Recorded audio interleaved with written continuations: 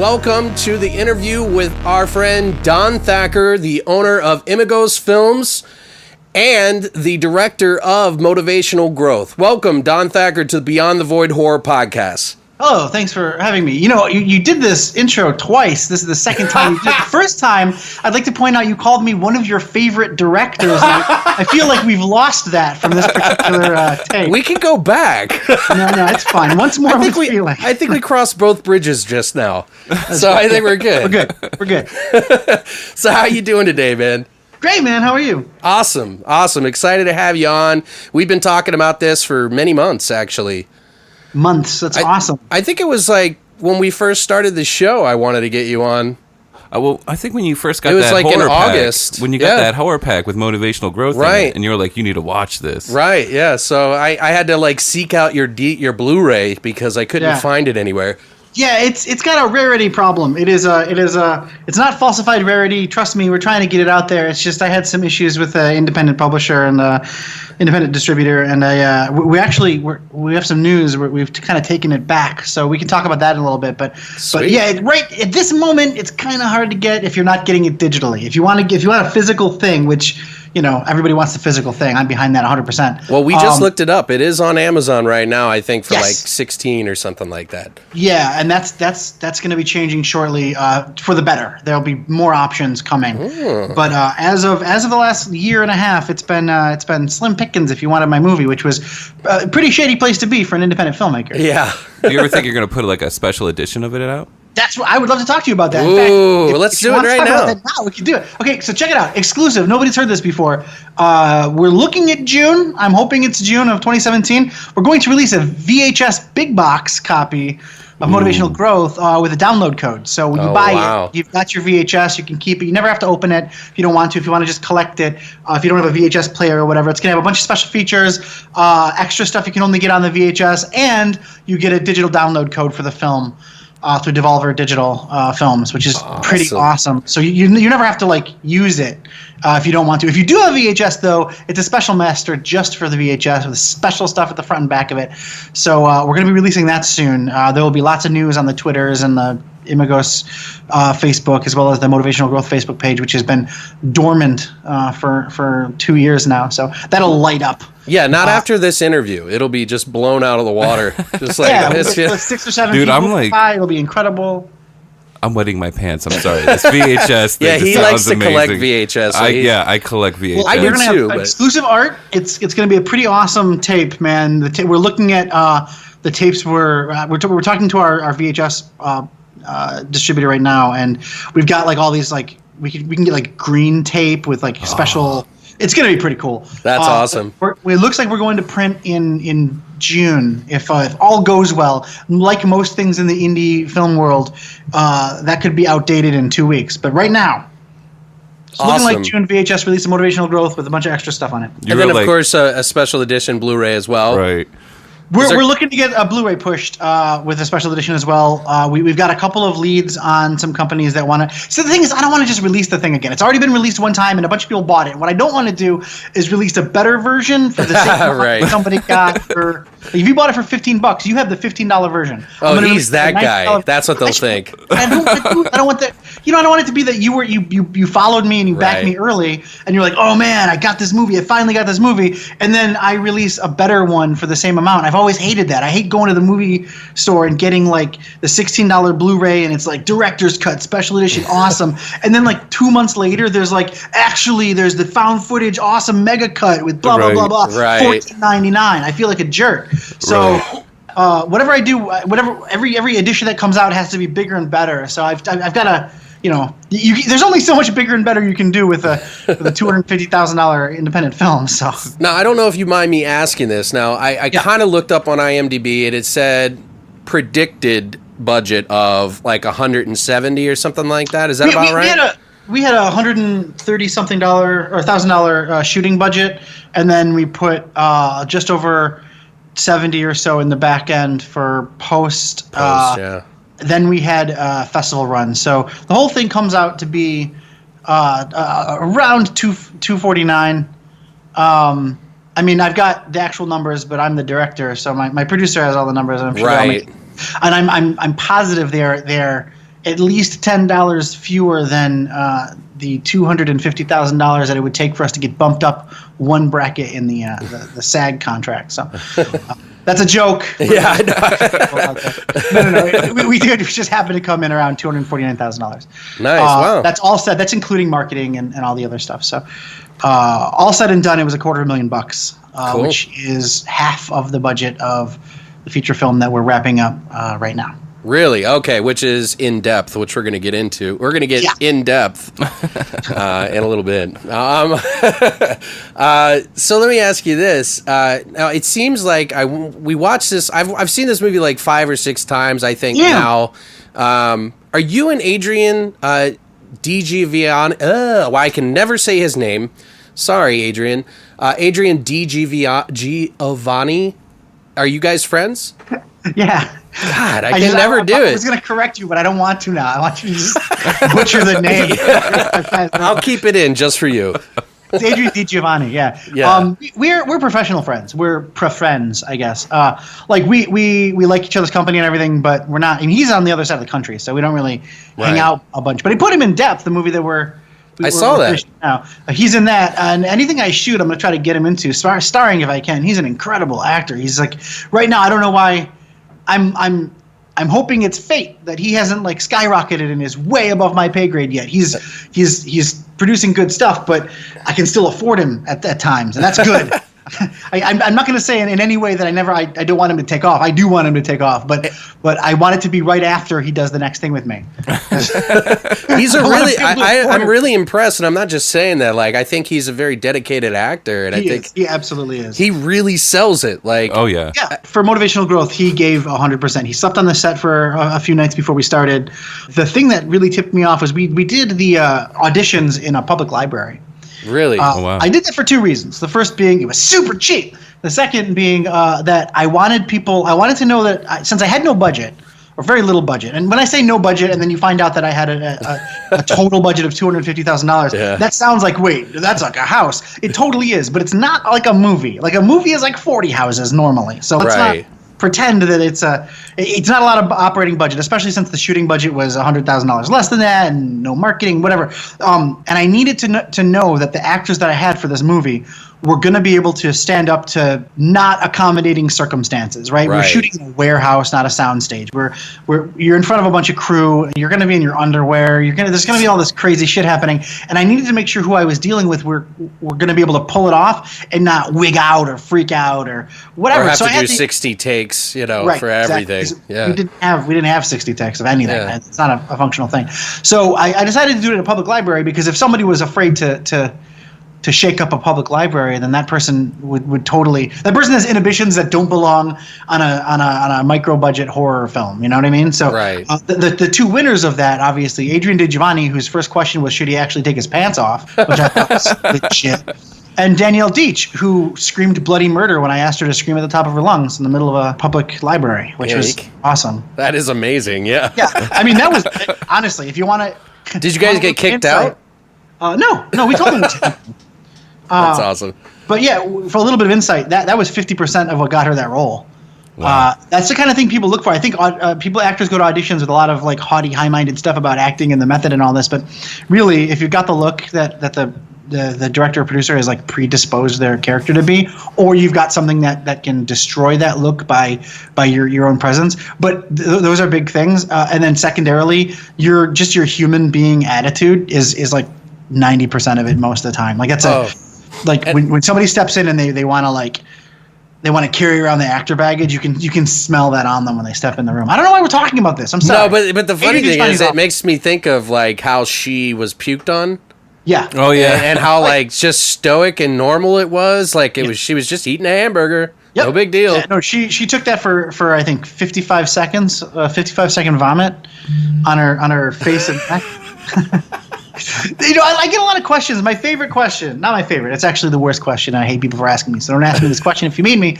Do you like vomit, Don? You must love vomit. You're super into puke, aren't you, bruh? No, I'm like super not. See, I was sitting there writing a thing where I thought to myself, what would be literally the most uncomfortable thing? What would be something that grosses me out the most? Oh, somebody may be vomiting a whole bunch. So I actually have like a massive aversion to puke. So when I wanted to write something that was like super like gross to me, I wrote somebody vomiting all over themselves or vomiting all over a girl or whatever. The worst thing I can imagine is falling in love with somebody and then puking all over them. Like that's dark stuff. So you don't recoup from that. Right. No, you don't recover unless that person's a magical made-up person that you made up in your mind this one time, which I don't have in the movie. Which just so happens to be. So when people ask me, do you like totally have a thing for body fluids?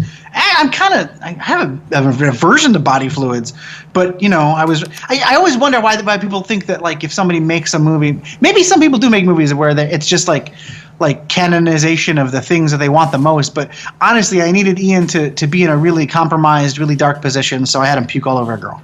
You know what's funny? There was a girl once. I went on a date with this girl, our first date. She threw up shrimp pasta all over me. What? Hold on. Really? This is not the cause of this. Actually, this just occurs to me. Whenever I think of that experience, my thought wasn't, oh man, girl just puked a bunch of pasta all over me. My thought was, oh man, this must be the most embarrassed. Like she must be so embarrassed right now. So I rolled with it like a pro. I was just like, man, this is no problem. I shot off to the bathroom, wiped it all out. We were at a restaurant. Cleaned everything up. I was there in the bathroom 20 minutes or so. Came back and it was like nothing happened. Like, no, that was, dude, totally. Everything's cool. Let's have the best date ever. That was no big deal. Everything's awesome.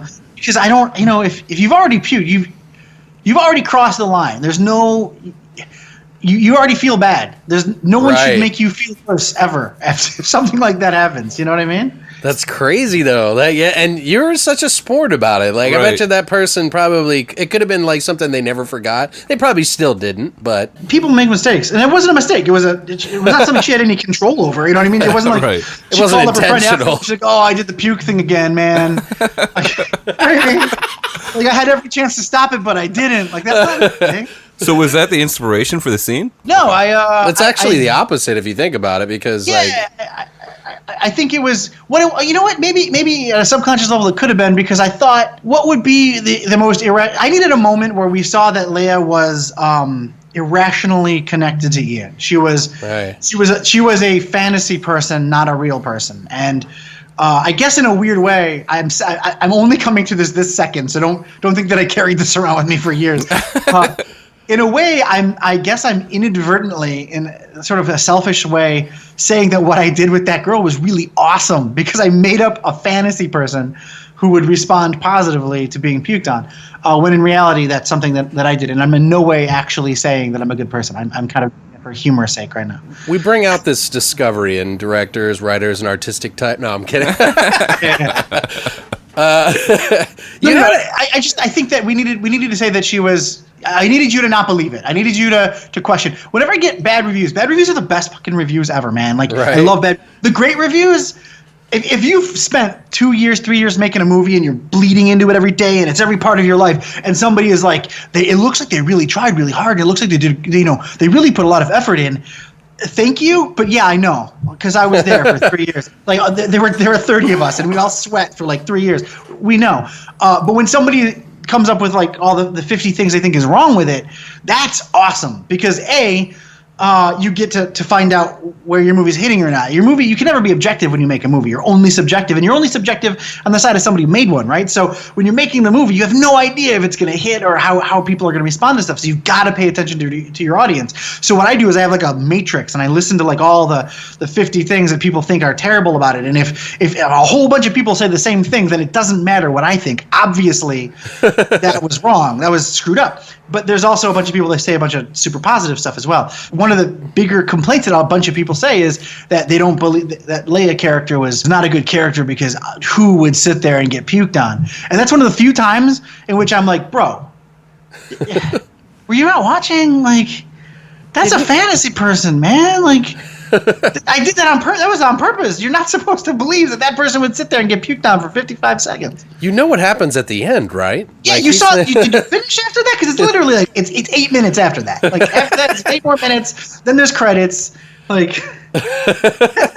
Did you actually have a hand in picking some of these actors, or did you have a casting person? Or no, we didn't have any budget for that. We sat in a public library and had people come in and talk. Jeffrey Combs was my first choice, only choice. Right. I ran up and down, did everything I could to get a hold of him. I got a hold of there's like the full story, and then there's the public consumption story. Right. But the public consumption story, which is mostly true, is we went the official route and found his voice agent and talked to the voice agent and did a bid and all that other stuff. There's sort of like an internet stalking Jeffrey Combs side to the story that we don't talk about too often. But he ended up with the script. He found that the script made its way to him. But he ended up liking it. He called me from an airplane, which is pretty neat. Or just when the airplane landed, he'd read it and he was like, "I'm super in." So that was a giant win. And as you guys correctly stated on your last podcast last week, that he said that he delighted at the words. I asked him straight up. I'm like, "Well, I'm no Stuart Gordon, man. Like, I'm just starting. We have no money, and I'm sure you've been paid this much money, the amount of money for my film." That's not to say the guy didn't get paid for the movie. He got paid for the movie. But, especially since he worked 3 days on the feature. He got paid in the best way. I'm not saying that was negative in any way for us. But no, he was our first pick, and knowing that we got him, and after we taped him, after we recorded him, we knew that we had the movie. Like, we had the core.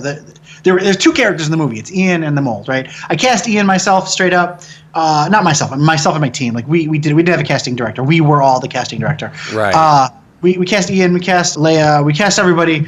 Same library, same situation. But once I locked Ian and the mold, once I got Adrian and Jeff, the movie was, I don't want to say it was easy, but it was easier after that point. Yeah, it just painted the whole picture for you. Yeah. I mean, those guys made a color. You said earlier, I mean, on your podcast, sorry, you said that, yeah, a lot of it's the writing, but a lot more of it's the way the characters carried the movie, and I completely agree with you. Right. I direct upward. I only direct people who are way better than me at everything.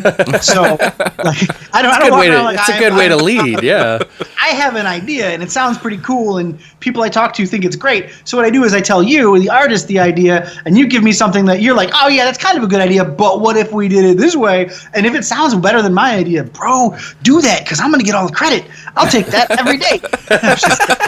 I don't steal credit for it, but no, definitely, that movie would not exist without Jeff and without Adrian. Those two people, when I got their two voices together, you were correct in your research, we took Adrian with us to LA, and we shot in the same room. We shot them, Adrian and Jeff together. Okay. Because I needed to know that not only would Jeff nail it, I knew he would nail it, but not only would it sound good, but I needed to know Adrian was there and he was in it. I wanted to shock him a little bit, because he was as far as his career, he wasn't as experienced as Jeff, obviously. Jeff had done like 90 movies at that point. Sure, yeah. And I wanted Adrian to get toe-to-toe with a legend, right? And I wanted Adrian to feel the seriousness of the situation. And I also wanted Jeff to play off of somebody who was obviously out of the box, an incredible actor. And Jeff loved Adrian. Adrian loved Jeff. I think they talk on Facebook or whatever. Like, they're bros. So once I saw that relationship work, we actually bent the rest of the movie to kind of fit that feel. When you see Adrian talking to that chunk of mold, you mentioned in your podcast that Adrian's talking to a puppet that is getting sound piped through a speaker, which is totally true. Mm-hmm. But you saw him responding the same way he responded to Jeff. He kept that stuff. When we came back from that experience in Los Angeles, he obviously packed away a lot of that information, because on the day he was delivering it just like he did. And it wasn't just that he memorized the lines. He was responding to Jeff. An interesting note about that is, of the like 130,000 lines of dialogue or whatever it is, it's not really 130,000. It's like 15. It's like 7,000. I don't know. It's a lot of lines of dialogue. Every single one of them has been modified. I spent 2 weeks before the film started going through and crafting the mold out of Jeff's voice. Right. We shot 3 days, and you only get an hour 40 minutes out of the movie, right? So what's really interesting about voice recording is, as long as the guy's consistently good, you can shape a character. You might remember in Wanted how what's his face bends the bullet, Right. You can bend the trajectory of the character, as long as you've got a fantastic actor who's given you all. Like, I would say Jeff gave me the marble for the sculpture, right. And then he sculpted the marble into something incredible, and then he sculpted like 2 or 3 additional marble sculptures for me, just in case. Yeah, and then I got to pull the best bits from all those marble sculptures and craft my own sculpture. And that's so how many lines do you think that he kind of went over? Like you say about 3? He did like the line like 10 times. We recorded the whole script. We did 5 or 6 full read-throughs from stem to stern, top to bottom, all the way through as though we were in a play. We then went in and did targeted scenes, right? So I would say he gave me 5 to 7 versions of everything by default. And then the stuff that we worked on, like we really worked for hours at a time, I've got hours of. Like that last bit, the big speech at the end where he's freaking out. And that whole speech, we did, 10, 12 times. And it's an 8-minute run from stem to stern. When you start talking and you end talking, it's like an 8-page run. And we did that for a half a day. Wow. Just that 8 pages over and over and over again. And he delivered, man. He wouldn't stop. We had to take breaks, not to break for Jeff, break because of Jeff. He'd be in there making all kinds of noises. He's like, what if the mold sounds like this? And he gave us all these mouth noises, and he just kept going. It was, oh my God, it was so incredible. It was the best way to start the movie. It tantalized his creativity senses. It did. He brought in drinks. He had bagels, and he was like sucking on water and bagels and making like mouth noises, and every single sound effect you hear that the mold makes came out of Jeff's mouth at some point. Wow. Seriously, all the stuff that, like the gurgling sounds, like when stuff's coming out of his mouth, that's all mixed together parts of his voice. There are a few additions that I want to talk about if you want to get into a little bit later. Sure, yeah. But there are some interesting secret like Easter eggs in there. Okay. That, my sound mixer, Warren Hendricks, who worked on tiny movies like, I don't know if you've heard of these, they're super independent, so maybe you haven't. X-Men, Days of Future Past, all of the I'm like, wait, what? Tron Legacy. That's my sound mixer, Warren Hendricks. Those are kind of like more than micro budget. They're like mom's basement budget, right? Yeah. No, those are two nickels rubbed together movies. 5 billion times a second, every second for 5 years. That guy is our sound mixer and our re-recording mixer and designer, and he went crazy. But what came along with him was a whole library of sounds from other movies that he has licensed to use. So we packed in a little hints here and there from other movies that you can't really. I mean, they're not. I see what you're saying. Yeah, you have to know. If you don't know, then you'll never know, and that we kind of hope that stays that way 90% of the time. So nobody says, "Hey, that's Tom Cruise burping." Yeah, well. Was it so there was Tom Cruise burping in that? You know the belchy bits from Tropic Thunder? Okay, yeah. At the very end, when Ian is like lurching toward the camera, vomiting those spores out of his mouth. Right. There's the sound of like a leopard vomiting, like an actual big cat leopard throwing up. There's also the sound of a bunch of belches from Tropic Thunder. There's all kinds of shit in there, and it's all licensed. It's all like we have. Well, of course, yeah, you did it legitimately. He owns it, so right. Yeah, I don't want to. So Don's gonna get sued thanks to our podcast. Yeah, no, it was a fun time. But yeah, getting the seriousness together with those two guys and getting them to do it, they shaped the film. And then every character from there, it all kind of was born from that seed. And once you get a hold of Adrian, once you sit next to Adrian and he's talking to you, Pete Giovignoli, the guy who played Boxy Ox. Right, yes, one of my favorite characters, by the way. Oh, man, that guy's such a good actor. Dude, so committed, man. He is the nicest human. Seriously, he's like scary a teddy as bear. hell, but he is a super mega teddy bear. He is 5'7". That's 5 foot 7 inches. That's not right. Yeah, no. Your silence must be because you're shocked. No. Well, you watched the behind the scenes. You already knew this. For those of you who don't, the guy's a tiny little guy. He's built. He's like rock hard built, but he's tiny. And he's super nice and soft spoken. He came in after he was at the gym or something, and he was this tiny little dude. And I'm like, my first thought was, oh man, like you look great or whatever, but you're this tiny little bro. I'm 5'11". I'm not big. You're a little dude.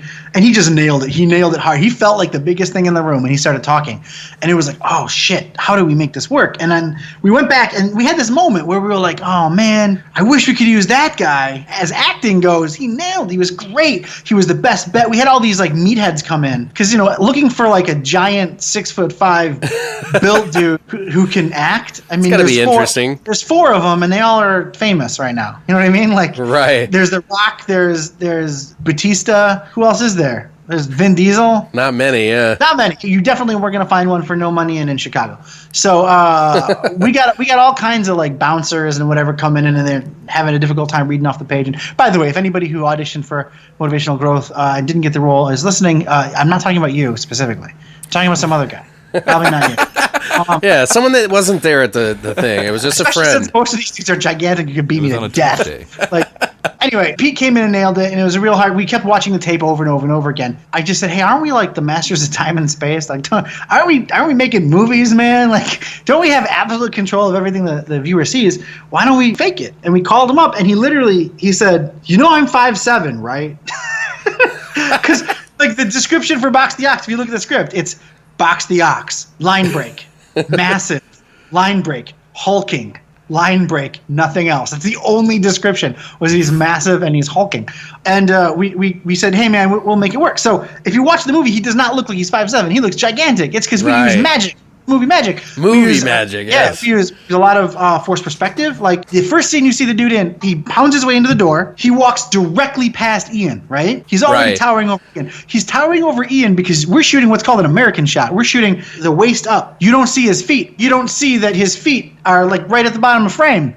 He's on a 9-inch platform. And he's walking toward the camera. We have him walk immediately all the way in and fill the frame. So he is 2/3 of the frame with a little tiny Ian in the background.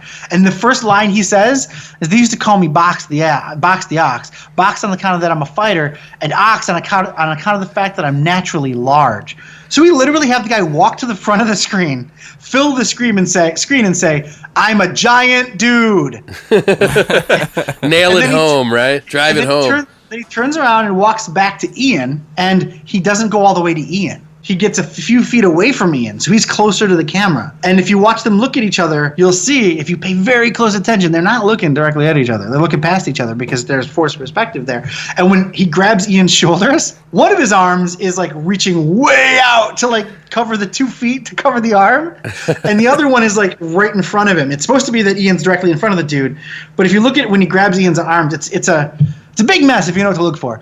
But if you don't, the guy looks massive. So that's a pretty cool thing. But we knew, I thought that it's not something that most viewers would notice. Yeah. But yeah, that's like, it's interesting to think that way, because like, have you always like kind of known these little tricks, or was it just something? Yeah, I've been obsessed with movies my entire life. So literally, if you met me and you've come to my place, you'd see that I literally all I do is make movies. Make video games, play movies, play video games. That's everything you love. I don't have anything else. Like I don't go hiking. I don't have the fucking like I like bikes. Like I don't nothing. It's movie. So you asked me a movie trivia question, I got an answer. You asked me literally anything else, unless it's like particle physics, which I dabbled in for a small period of time. There's nothing. So I'm super into that kind of stuff. So I think that aids me in being able to make camera tricks. You said the film was very stylized. There's all kinds of optical tricks and shit. You know when Ian's looking up at that door, the giant door in his dream? That's an 18-foot door. Dude, that was a great shot, by the way. It's built at an angle. It's built as a giant trapezoid. The reason you can't see the bottom of it is because the bottom's 4 feet off the ground. Like, it's this giant, weird trapezoid that's at an angle, and we shot up his back to make it look like it was this, 90-foot door in front of him. You know what it reminds me of? It reminds me of Bill and Ted 2. Yeah. Well, they did the similar thing in the dream sequence. Yeah, no, I would be lying if I didn't say I was influenced by that. I often get asked if I'm influenced by people, like, who's your greatest film? Like, people always ask me, are you influenced by Cronenberg? Well, I mean, I love Cronenberg movies. What about everybody? Like, there's all the names, right? Whatever comes Frank to your mind. I've got a puppet in my movie, so is Dude, it Frank Henenlotter? I was going to ask you about that. I opened the Celluloid Screams Film Festival with Frank Henenlotter. Thank you. In England, in Sheffield, England, because they thought we were similar dudes. And I hung out with Frank for a little bit. We like each other. We're Facebook buddies. Whenever we're in town with each other, we try to hook up. We've never actually hooked up. We're not the same guy in any way. That guy is like pure New York. I'm like a Detroit bro.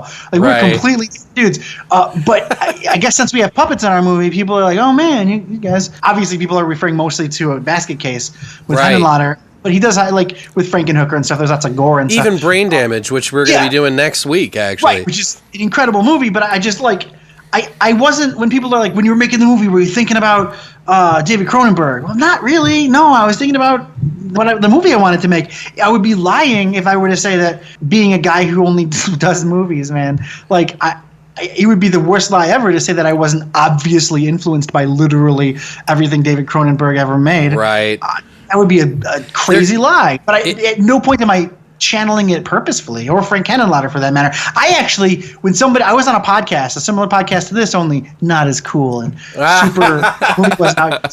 Keep petting my hair, Don. I was asked, so, you got a lot of influence from Frank Henenlotter, obviously, and I was like, yeah, no, totally, bro, totally. And then I was like, what the fuck is a Frank Henenlotter?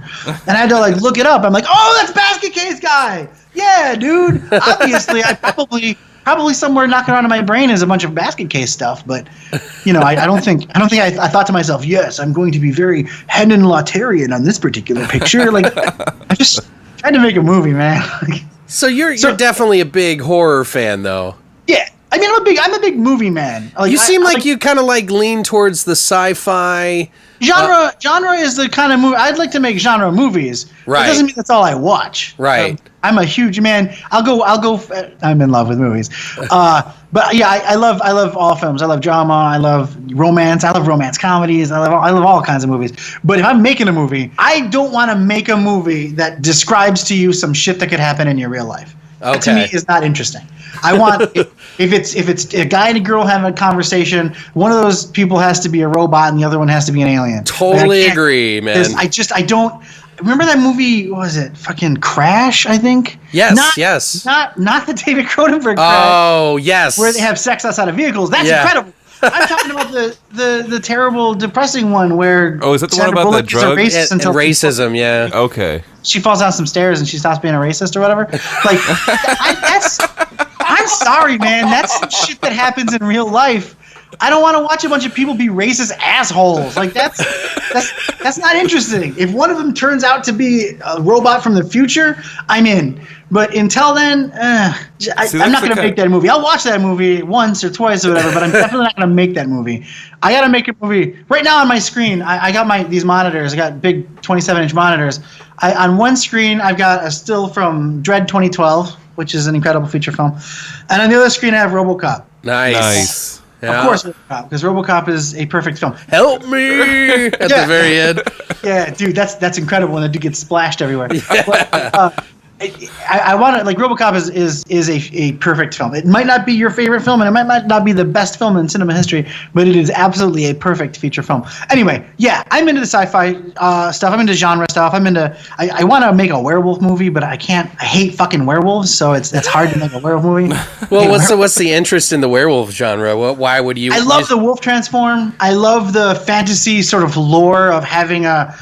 I think, okay, so listen, I'm going to say something really divisive, I think. I think the werewolf, the modern werewolf, is an identifiably American monster. I think it is a distinctly American monster. I know that the werewolf is not at all originally an American lore. I know that lycanthropy and all this is all Eastern European stuff. This is right. Some bro goes off into the woods for a couple days, probably shags a couple ladies down the block for some money, comes back a few days later all disheveled, and his wife's like, hey bro, what's up? And he's like, I don't know, I guess I turned into a wolf or some shit. Yeah, something happened. I didn't do it. Yeah, I didn't do some shit. It's probably a wolf. I probably was a wolf. I understand that's the history, but I think that there's this sort of Gothic American idea of the American woods, right? The sort of I love American Werewolf in London, but really the American part was what sold that movie. The rest was a bunch of English people saying a bunch of stereotypical English shit that Americans think a bunch of English people say. Right. You know what I mean? Like don't go out into the moors. That's pretty much the movie outside of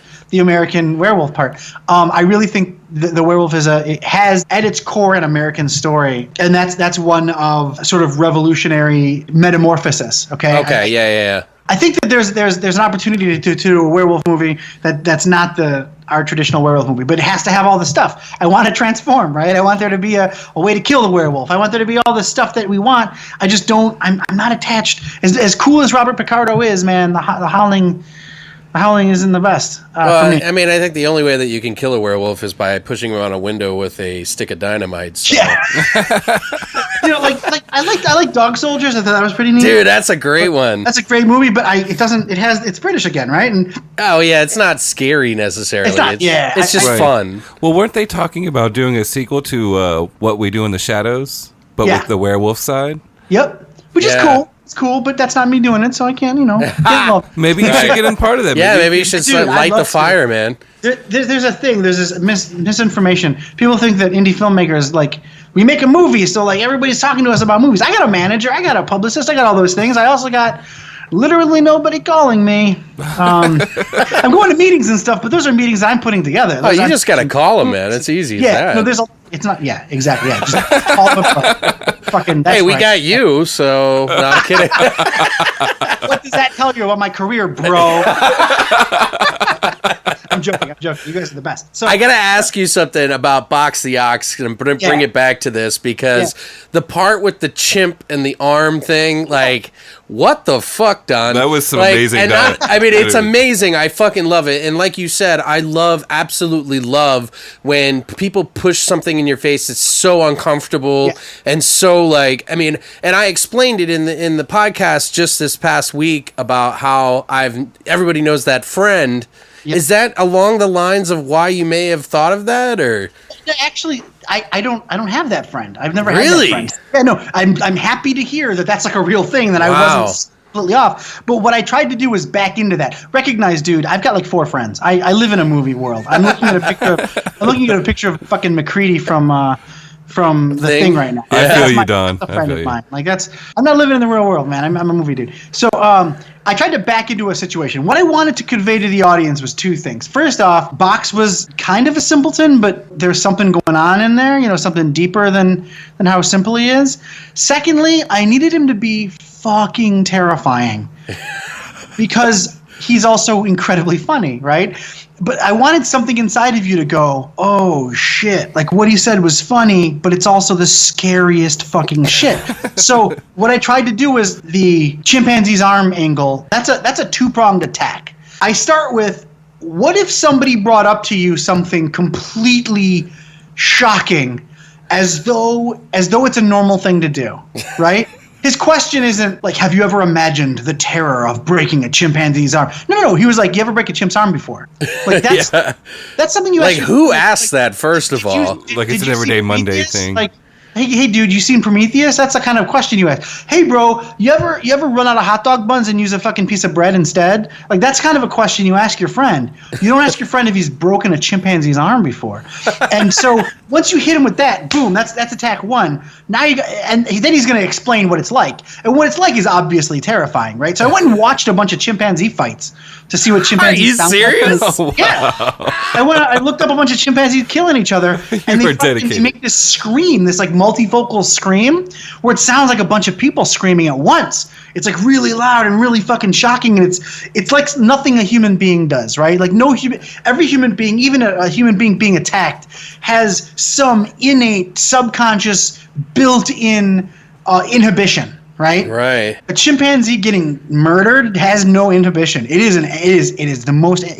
disturbing. Now all of your listeners are gonna go look up chimpanzee. Right, I know. Well, now I'm picturing it in my mind. Yeah, it is terrifying. And then I thought, well, okay, cool. That's pretty terrifying. Why don't I describe that? But let's do attack number 2, 2-pronged attack. Attack number 2 is, let's justify it. Let's describe it with something even more horrific as a throwaway line. Right? It's not just one sound. It's 100 sounds. It's 100 screams all calling out in some terrifying song. But how he justifies that is he says it's not one sound, it's 100 sounds. It's like when you light a church on fire with the broom handle stuck in the door. Right. It's not one sound. It's 100 sounds all calling out at once. So the idea is, not only can he nonchalantly say, you ever broke a chimp's arm, he talks about lighting a populated church on fire. On fire, yeah. Like it's just some shit you do on a Tuesday. Yeah, just eating some potato chips, no big deal. Right, and I wanted that to be deeply unsettling, and I wanted the whole thing to be said as a comedy beat. Right? Because that's how motivational growth gets you. Motivational growth is a depressing film about depression and suicide. Right. Wrapped up in a weird existential bow. An existential bow, and sold to you like it's comedy. It's fucking not comedy, man. It is a treatise on absolute self-loathing, horrible, suicidal depression. But there's some funny bits, and if you'll notice, immediately after that bit, every time I wrote something horrific, I always cut it with comedy. Immediately comedy. The moment he says, "Once you've broken a chip's arm, it's not so hard anymore breaking a man's," you should at that point feel like this guy's gonna fucking murder Ian. Right, yeah. And then that fucking second, that moment, you hear Leia off screen. And all of a sudden, Boxy Ox is a big marshmallow again. He's your best friend. He wants to give Ian money so that Ian can take the girl out on a date and preferably get laid. Like, that's where he is. This guy was seconds prior discussing breaking a chimpanzee's arm and lighting a bunch of people on fire. And I'm starting to realize now that after asking you about this, that I know entirely too many scary people. Yeah, if you know a guy like that, I think maybe you get on the podcast and call a help. Yeah.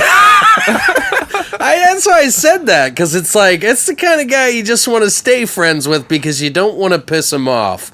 I've had several friends like that. I brought you a payday I don't bar. invite him over, but yeah, that's why I asked that, because of that. Pete Giovignoli is such a cool dude. He's such a softie. He's such the nicest bro that I had to clear the set and push him until he got pissed off. Like, I had to push him, like physically push on him, because he couldn't. He would act angry, and you could see it. You could feel it. He could act every other bit perfectly fine, but literally when I wanted him to act like a complete dick, he couldn't get there. Wow. And I had to literally physically push the guy. We had to clear the stage so that, no witnesses. I'm joking. No, we had to clear the stage though so we could kind of open up with each other. And I just yelled at him and I pushed on him. I like fucking nailed him. I was like, bam, bam, dude. Get pissed, get pumped. And he was like, I'm way bigger than... When people see the movie and they see me get up on stage, I got like a little fucking mohawk and I got like a beard. I'm a bigger dude. Everybody's like, did you play box? I'm like, no, dude. Right, yeah. Well, that just goes to show you that he's got some acting chops. Oh, yeah. Dude is a solid actor. And you were the good director to push him to that degree at some points, too, because shit. I pushed him physically, at least. Yeah. So, I got to ask you this. I mean, you are working on another film. Yeah. And I was looking into it, trying to find any kind of scraps around, and there really is nothing. Right. But it's called Depth, and it actually on IMDb says that it's actually been out since 2016, and I'm like, wait a second.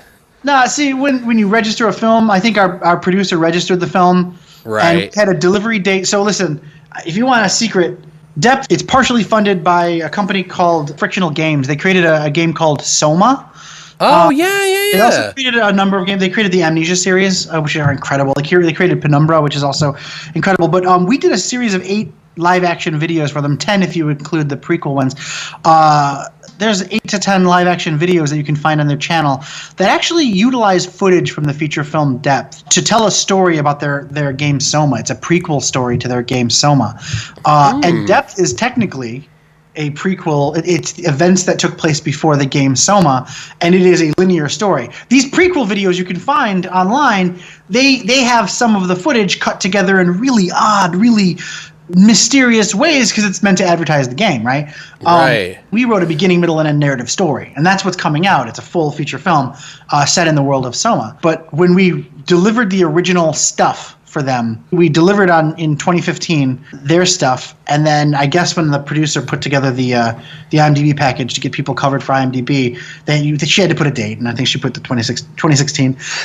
Technically, I was supposed to go to festivals this year, and hopefully I can make it, but I'm being a prima donna director right now and futzing with the edit, so I want troubles. Yeah, the thing is, man, we put so much blood and we put so much more work into this movie than we did Motivational Growth. And I'm not saying we didn't put work into Motivational Growth. Right. Motivational Growth was the most complicated, difficult task I've undertaken in my entire life. This movie, though only twice the budget, is 5 times the difficulty, and it's a giant cast and giant cinema-style visual effects and a bunch of practical special effects and alien creatures, not really alien creatures, but creatures, and just all kinds of shit, man. It's like so much.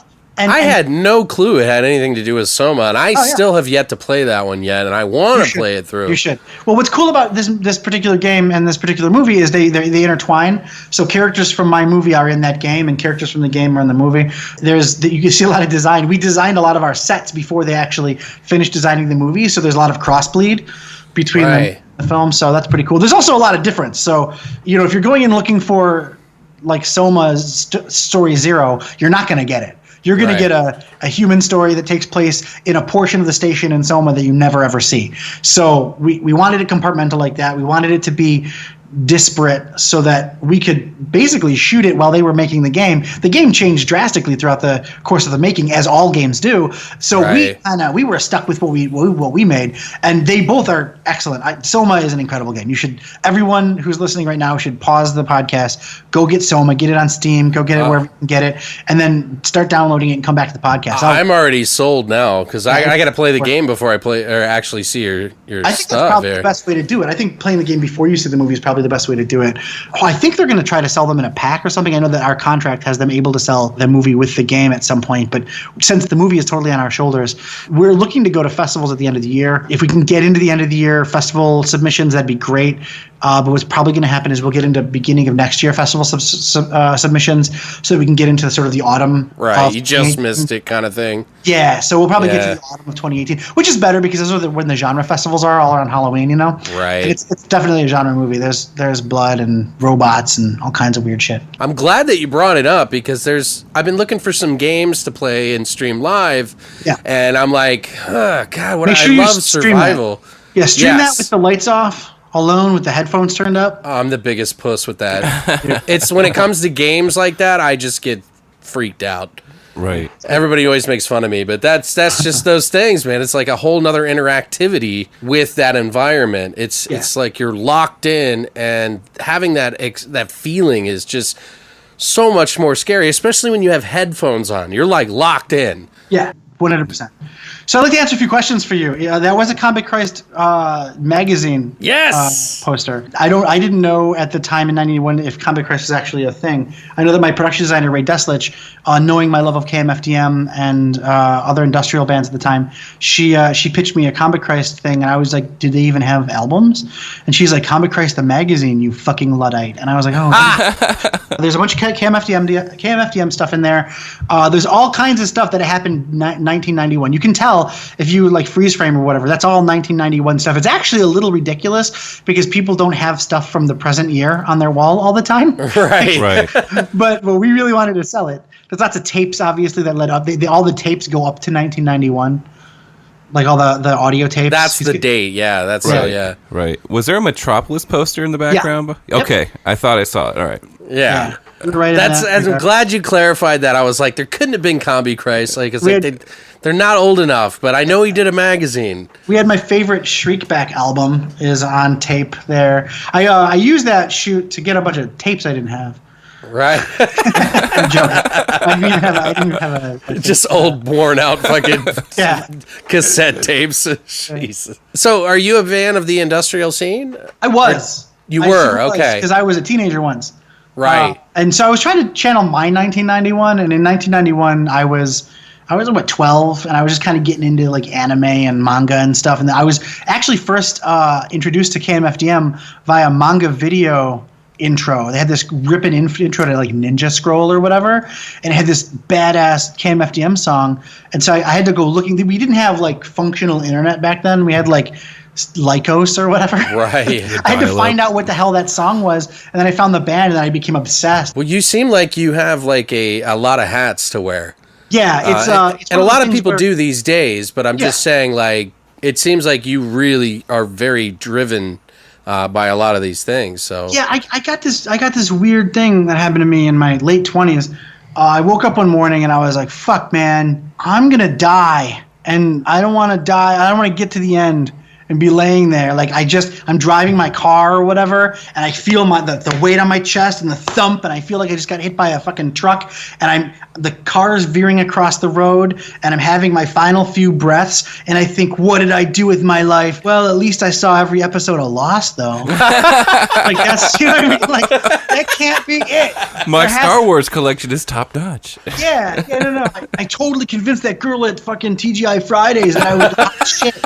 Like, that can't be the end. I can't leave this world with that. And I remember a story that my mom told me about my grandmother passing, where she said that she was so happy that she was able to raise her kids the way she did. Her kids were my mom and her sisters and brother, and how, you know, they came out great. They were having kids and everything was wonderful, but she was ready to have her time.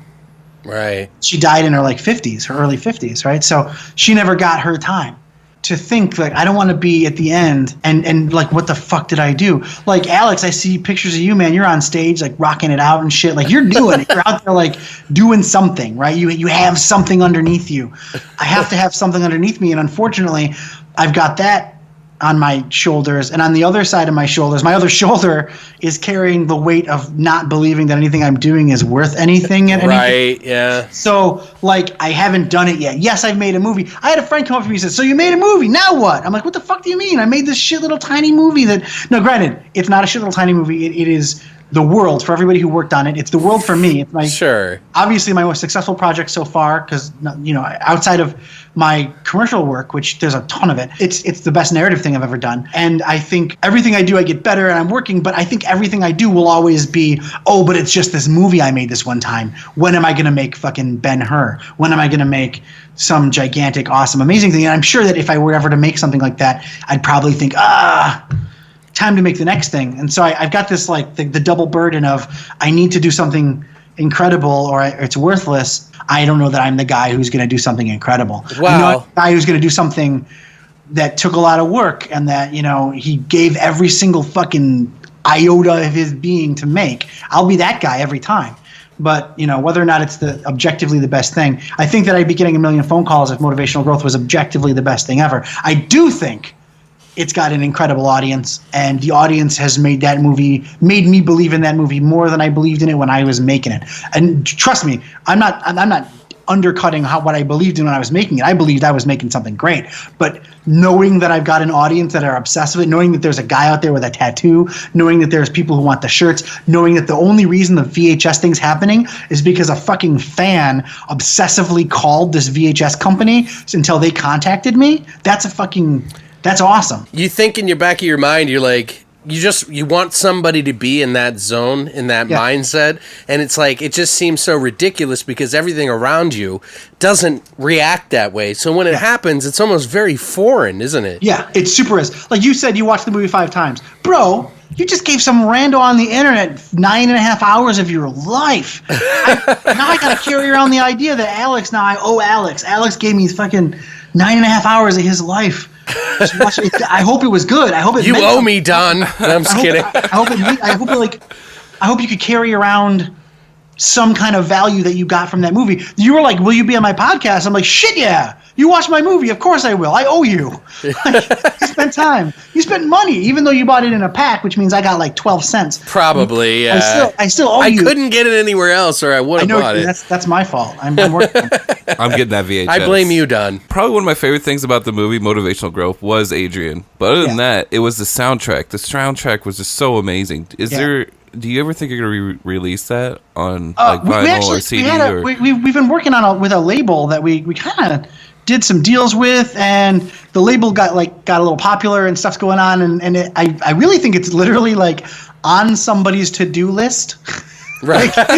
like seriously, like I talk to the guy, and every once in a while we're like, "Hey man, sorry I missed you. Let's meet up next week." And then next week comes by and we can't meet up. So it definitely exists it's been mastered. It's ready to rock. We'd love to get it out there. Alex Maurer did the music for it, and she did an incredible job. It's, as I think you guys mentioned in your podcast, it's Commodore 64 and a Nintendo Entertainment System. That really gives it the 1991 feel, and I wanted it to feel otherworldly, and I wanted it to feel like I felt when I was that old.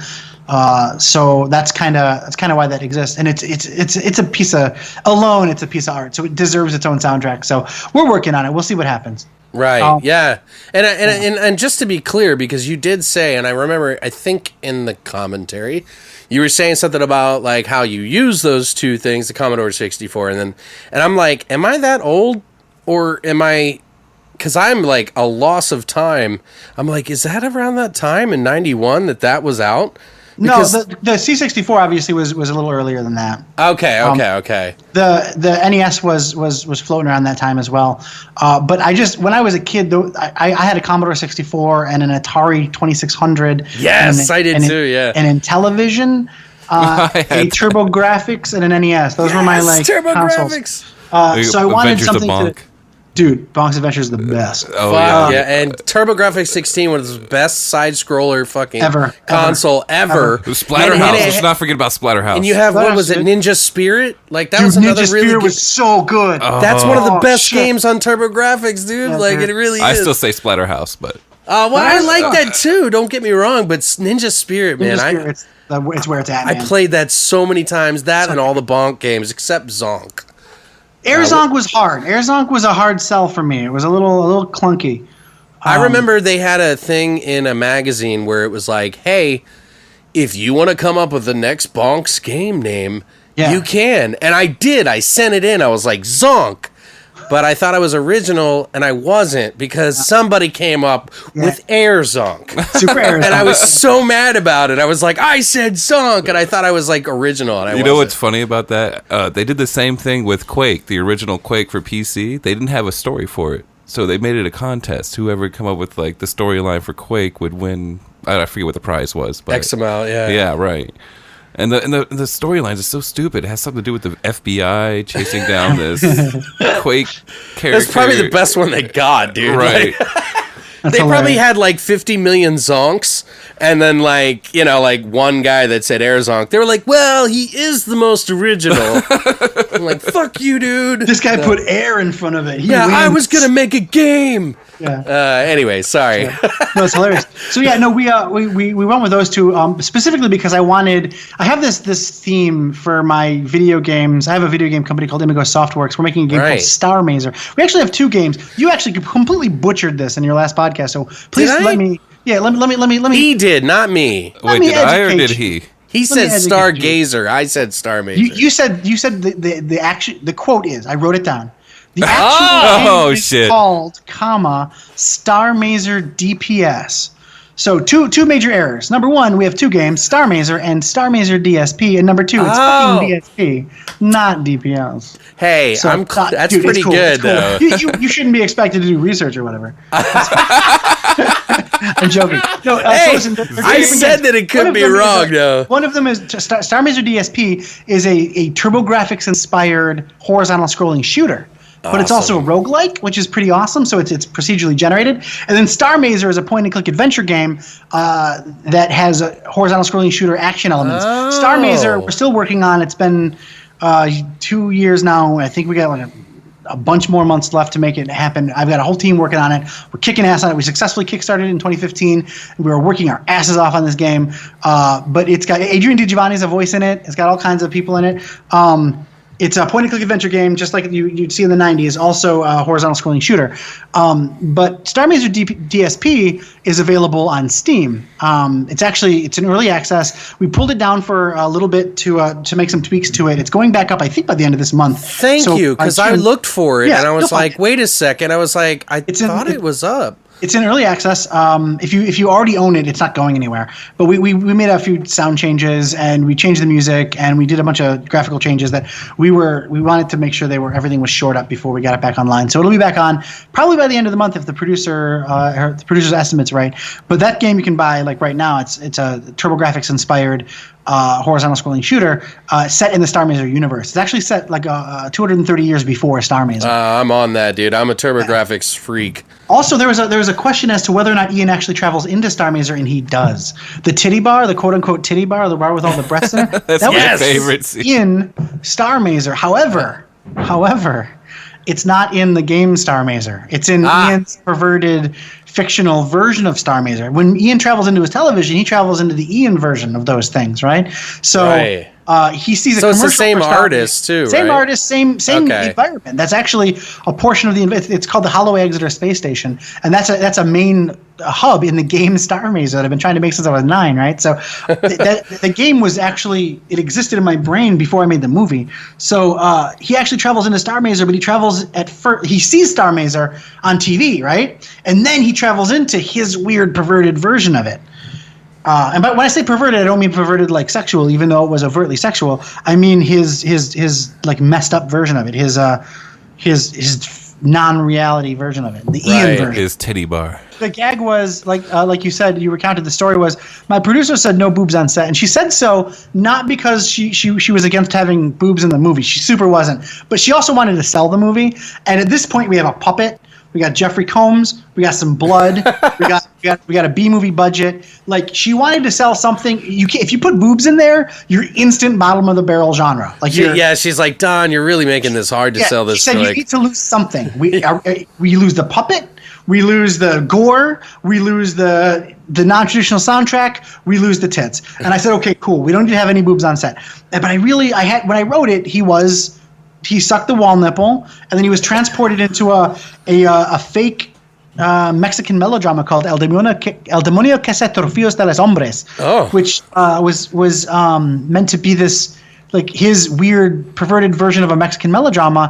And you cut to him sucking a boob, and then the camera pop zooms back, and he looks up, and the woman goes, oh, and smacks him in the face, and then we do this whole thing.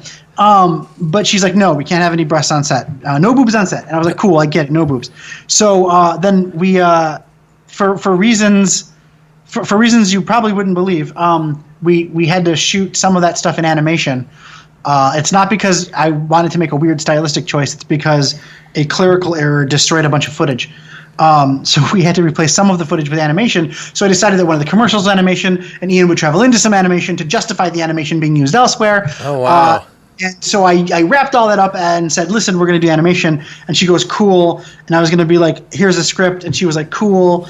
And then I came back from France. I went to France because that's where you can get all the boobs in France, man. They love boobs in France. They get them on shelves. And I'm sorry, I'm making jokes, and I hope this comes across as humorous and not like I'm so terrible. No, you're fine. We're laughing. I'm trying to like set him up and knock him down, but I'm not. I sound like a dick. No. Anyway, we deal with that every week. And I show her, and she's like, it's really artfully done. But I said no boobs, and I said, you said no boobs on set, and these were done in France. Our set was in Chicago. This is a completely different scenario. Why did you choose Chicago anyway?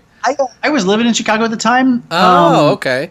I went to LA to do a bunch of film stuff. I was on some film sets. I worked for a studio for a small period of time, and then I did some PA work and some other bullshit work. And I talked my way into a conversation with a film director, a famous film director. And I said to him, man, you're doing it. And he was working for a studio, and I was like the shittest person on I was a coffee getter for a studio for a period of time. And I cornered this guy in his office. I just, like, totally the worst thing to do. You never just walk up on a bro and say, hey, can I talk to you about making movies? You know, like, I cornered this dude. I said, listen, man, what the fuck am I supposed to do? I came out to LA. I'm grueling. I'm on every set. I'm like doing everything I can to make this work. I can't get a leg up. He goes, well, if you're a PA and you're the best PA and you work for 5 years and you're the best fucking PA, they're not going to hire you as a director. They're going to hire you as a PA because everybody needs a good fucking PA. You'll make key PA and you'll be the best PA in Hollywood. I'm like, fuck, how am I supposed to do this? And he goes, you need to make a movie. And I'm like, okay, well, I don't have any money, man. I'm like getting coffee for people. What the hell am I supposed to do? And he said, actually, you know what's weird is you're in LA. You're in the wrong place to be. I was like, really? He's like, yeah, dude, everybody's moved to LA to become a filmmaker. It's super saturated here in LA. You should be in like the Midwest or something. And I looked him dead in the eyes and I'm like, motherfucker, I'm from Detroit. Yeah, you're like, I just moved from there. I came here. You're telling me I gotta go home? So I decided that I was going to try to make some money to make my own movie. So I was a programmer for 5-6 years before I was in LA. I programmed all through high school and college and stuff. And I got a job, a programming gig, and I was making fair money, and I was like, I'm going to save up money, and we're going to make a movie on the weekends. Like, is fucking impossible, and you can't really do. A movie takes everything. A movie takes your entire fucking. You're not going to do a 9 to 5 and make a movie, and if you do, if you're that one guy or that 3 guys who've ever done it successfully, you guys are the best. I'm not coming down on you, but you're lightning. Even if it takes you 10 or 15 years to make it. You know what I mean? Yeah. You guys are lightning strikes, and you are. And if you think that anybody can do it, it's survivorship bias. You can't. For me, I got to put every fucking second of my life. Maybe I'm the worst filmmaker on earth. Maybe I have to put in more than the average guy or whatever. But I need to give every single part of myself to make a movie. And so I had this fake idea that I was going to make a bunch of money programming computers and make a movie on the weekend or whatever. That was some bullshit. So I got into a rut where I accidentally got myself into a high-paying computer programming career, where I was making more money than I knew what to do with, but I wasn't making movies with it. So I got super depressed, and I tried to get a better job in a big city, and I was going to give up on the film thing. And I moved to Chicago to get way more money than I was making in Michigan. I went back to Michigan to make a movie because that's what the guy said, looking for the Midwest. So I moved to Chicago, and I was almost giving up on the dream. And I had a moment. I had the giant fucking moment. I was like super fat. Like I got programmer fat. Not to say all programmers are fat, but you can get programmer fat. Like if your meals consist of whatever you got from 7-Eleven on your bus ride in, and fucking Taco Bell for lunch, and whatever you can fry up the fastest at home for dinner, and you sit in front of your computer monitor 20 hours a day, like you're gonna get fat. I got computer fat. I got like ugly, horrific fat. And I was seriously, bro. If you look at like one of the behind the scenes on Motivational Growth, I'm so sick that people have to watch that shit. I'm the fattest motherfucker. And I'm not obsessed with my weight or anything. It's just like I'm not that fat anymore. I look at that picture, I'm just, Jesus, that's the worst. It's like, how did that happen? I got depressed, I got unhappy, I got fat, and I felt super depressed. And I remember standing in this, I was making all kinds of money. I was standing in the in my sub-penthouse fucking Chicago loft, looking out 14-foot floor-to-ceiling windows over the street. And I lived in South Chicago, like the South Loop, not in South Chicago, the South Loop, which is like currently kind of a richy place, right across the bridge from South Chicago, where it's a little less richy, a lot less richy, super poor. And I mean that Chicago, dude, like Chicago has been called a hyper-racist city. Like there's literally train tracks on the other side of a river that you have to cross to go from downtown Chicago into the area that people have been pushed into with lower income. So it's really, it's the worst. So anyway, I'm looking out over this bridge, literal bridge dividing the two parts of the city, and it's December or it's October, November. It's snowing, whatever. It's fucking Midwest snowing, and I'm staring out the window, and I watch this guy huffing this fucking cart across the bridge. One of those wire carts, those two-wheel wire carts, and he's huffing it through the snow on foot across the bridge in like a Chicago blizzard. And he's doing this because even though Chicago lobbied to have like an anti-big box law, so you couldn't have a Best Buy or a Walmart or whatever downtown, enough rich white people lobbied to have a Target that they invented a brand called City, which is just fucking Target. It's a big box Target store downtown, but it's just called City, but it's fucking Target. And it's like cheap goods in a big box format for rich people. So you got this, and I lived in a building on top of one of those, right? So I live in like the white person filing cabinet, like the rich white person filing cabinet. I was depressed. I had an arcade cabinet. I had all the video game systems. I had all the movies I wanted. And I just wanted to die because I didn't have... My whole life, all I wanted to do is make movies. So I'm looking out at this guy. I'm looking down at this guy, literally fucking looking down on this guy, this African-American bro, huffing across across the bridge to go to the city Target to buy cheaper goods. And he stops and he looks up at me, and I'm having this fucking like the most entitled human being moment on earth. Like, why the fuck am I depressed? I'm in a fucking sub-penthouse. I got a job. I got all the privilege in the world. I got everything fucking handed to me. How the fuck am I? What kind of asshole am I to be depressed? I don't have to huff that. If I want to go to City Target, I get in an elevator. I don't have to cross I don't have to huff a fucking wire cart across in a blizzard. Like, what? Forget I'm not saying in reality forget this, don't forget this ever, but forget racial inequality, forget any of this. Literally, just mechanically, there's a guy in the snow and I just have to put my slippers on and go down the hallway. Like, I have everything. What the fuck is wrong with me that I would be depressed? And I realize ever since I was a little tiny baby, I had one kind of thing that I wanted to do my entire life. I wanted to make movies. That's it. Since 4.5 years old, I want to make movies. So what the fuck am I supposed to do? So the next day I went into work and said, bros, I'm out. I'm going to go make a movie. And they're like, well, you can't like leave. And I'm like, I'm going to go for at least 6 months. If you want me back after 6 months, I'd be happy if you took me. And they're like, nope, we're not going to fucking take you. I was like, cool, man, I'm out. And I cashed out my 401k because, I had a 401k or whatever. I cashed that out at 75% loss because I was, in my late 20s or whatever. And I was just like, fuck it, I can't. There's no way. I gotta either pursue the dream or die. And the reason is I think that's the thing that I can offer the world. I'm not a brain surgeon. I can't do brain surgery. I can't fix the political unrest of the Middle East. I can't fucking stop white supremacists from being white supremacists. I can't. One thing I can do, and this I learned from being a programmer. I was sent to India to teach a bunch of people some stuff about this programming thing that I was doing. Okay. And I couldn't talk to people. Like, they wouldn't. There was a team of people, and some of them were Muslims, some of them were Hindu, some of them were from different parts of some of them from rich places in India, some of them from poor places in India. And there was a big team, and though they were all like cordial with each other, they didn't like mesh. And they definitely didn't want to mesh with like random guy from America telling them what to do. They were super nice. We had lunches together. It was really great, but we didn't click. But at one point in talking to these dudes and dudettes, there are ladies there, I mentioned Darth Vader. And everybody fucking turned toward me. Because the one thing they were all united on, not the one thing, and probably there's 51 things, but the thing I could find that could unite them was Star Wars. And then I just realized, shit, man, movies. So we started going to movies together as a team, and we instantly gelled. And I was able to do the thing I was supposed to do, get the job done, and all we did was talk movies the entire time. And I realized there's a thing. Right? People from Pune, India, some guy from Southern California in his late 20s made this movie about a space fucking wizard and a space samurai and some dumb ships or whatever.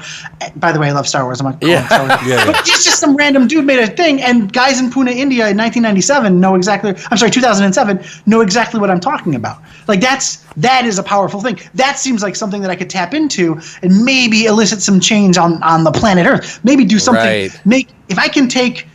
If I can take any amount of privilege or access or anything that I've got and spin it into something positive, that's what I can do. I know I can write something. I know I can shoot a movie. So I can't be a brain surgeon. I can't fix the water problem. I can definitely make a movie. And if I can trap something in there to change somebody's life for the better, that's what I'm going to do. I've had multiple people come up to me after motivational growth screenings and they wait to the back of the line. They wait to the end of the Q&A line. And they come up to me personally afterward and they say, listen, I don't know if you intended this, but I suffer from depression.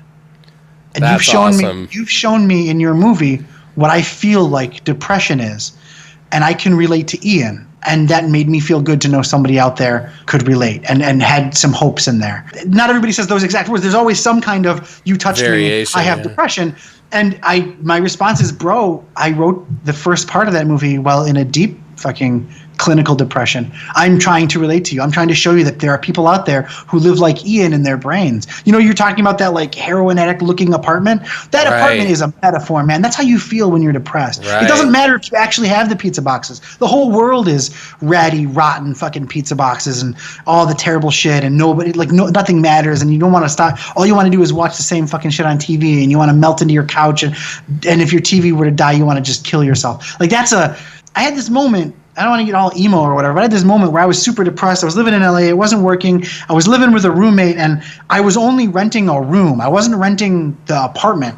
I was renting literally like a 100 square foot space. Nothing space. I was renting like a bedroom, and I wasn't allowed to use there was no common area. I was allowed to move in and out for the common area at only given times in the day. I wasn't even allowed to go out. Yeah, I was super depressed, and I wasn't making it. I thought I was young. I was super young. I was in my early 20s. I thought I'd make it to LA, and everybody would, you get to LA, and they're like, oh, what do you want to do? A filmmaker? Here's a job or something. That's not a thing. That's an ignorant Midwestern thought, man. You go to LA and you're going to make it.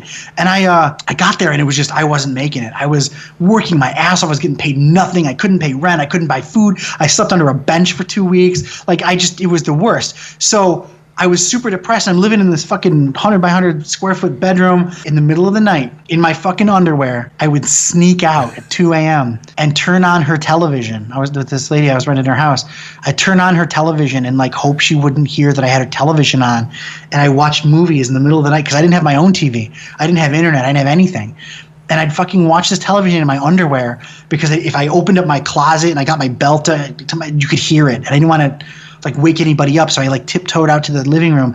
And at one moment I thought, I'm sitting on the floor, cross-legged, next to her couch. I didn't want to sit on her couch and like mess anything up because if I did, you'd know I was out there, right? And I'm watching I'm watching Telemundo. I'm watching this like Mexican bee guy or whatever at 2 a.m. And I thought to myself, I had this actual thought: if she came out and caught me and like kicked me out, I'm gonna have to kill myself. Like everything, like I'm at the end. I don't have anything anymore. I put it all online. You had to do something, right? Yeah, and so I wrote that down. I wrote that down in my big book of like shit. Like every writer has some kind of element where they're recording some kind of like, these are thoughts I've had or whatever. And at that time I had these little Moleskine notebooks. I'd write down this dumb little ideas I had. And there's thousands of stupid shit in there. But that was an idea that I had. It was like, if I lose this television, I'm gonna die. I went on this inadvertent date. I put up an online profile to be a chess tutor. There's a site where you would like fill out a profile and people would pay for you to tutor them. Really? Yeah, but it turns out that's not really a thing. It was a hookup site, but it was like you couldn't have those, so it was under the guise of this tutoring thing. So I'd signed up inadvertently for a hookup site. I had no idea, and I went to tutor this dude in chess. So I went to the sushi restaurant. He bought me lunch, which I thought was kind of odd. But it turns out like I was going to be the hookup. When I say hookup, I mean dude wanted to fuck me. This was not my plan. I planned on teaching a dude chess. Yeah. So he goes, you want to get high? And I'm like, I've never done a drug in my life. I don't know is the answer, I think. No, I don't want to get high with you. Thank you. I very much appreciate it. So we went off to the bathroom and got super high, and I ate the rest of his sushi because I was really hungry because I hadn't eaten in a couple days. He comes back and he says to me, he's super high. You ever get the idea that the caulking in the bathroom is talking to you? Oh, wow. And I was like, fuck no, but I'm writing that down. So I wrote that. So I got this book of stuff. And so the story of the origin of motivational growth, if you want to bring it back to the movie and not just my rambling bullshit, I was pitching my movie. And the movie I was pitching was a movie called Flexure. It's a science fiction movie. It takes place in a particle physics lab. It's about these scientists who fold reality and they kind of smash reality on itself. And one of them becomes a building and all this crazy shit. And one of them has sex with a building. It's this crazy out there science fiction, like Beyond the Black Rainbow kind of thing. Right. And that's good too, though. I really wanted to make a movie like that, and I'm trying to sell this movie instead of Motivational Growth. And I finally everybody's turning me down. I got a little bit of an investment, and I meant to talk to somebody else, and this person said, no, we can't give you the money for your weird fucking science fiction movie about a guy having sex with a building. But do you have anything else? We like your energy. We like your magic. Do you have anything else? And I said, yeah, of course I do. And I totally didn't. It was the cheapest thing I had. They said, do you have anything else, anything cheaper? So I went home immediately, and I went through all my stuff, and I found, what can I do? I need a movie that's cheap. How do you make it cheap? Well, you make it one location. You make it one guy. Do I have anything about one guy? Well, I have a depressed guy who wants to kill himself because he got his TV taken away. So that's one guy, right? And like, who can be the bad guy? Well, I have this other story about a guy who thinks the caulking is talking to him.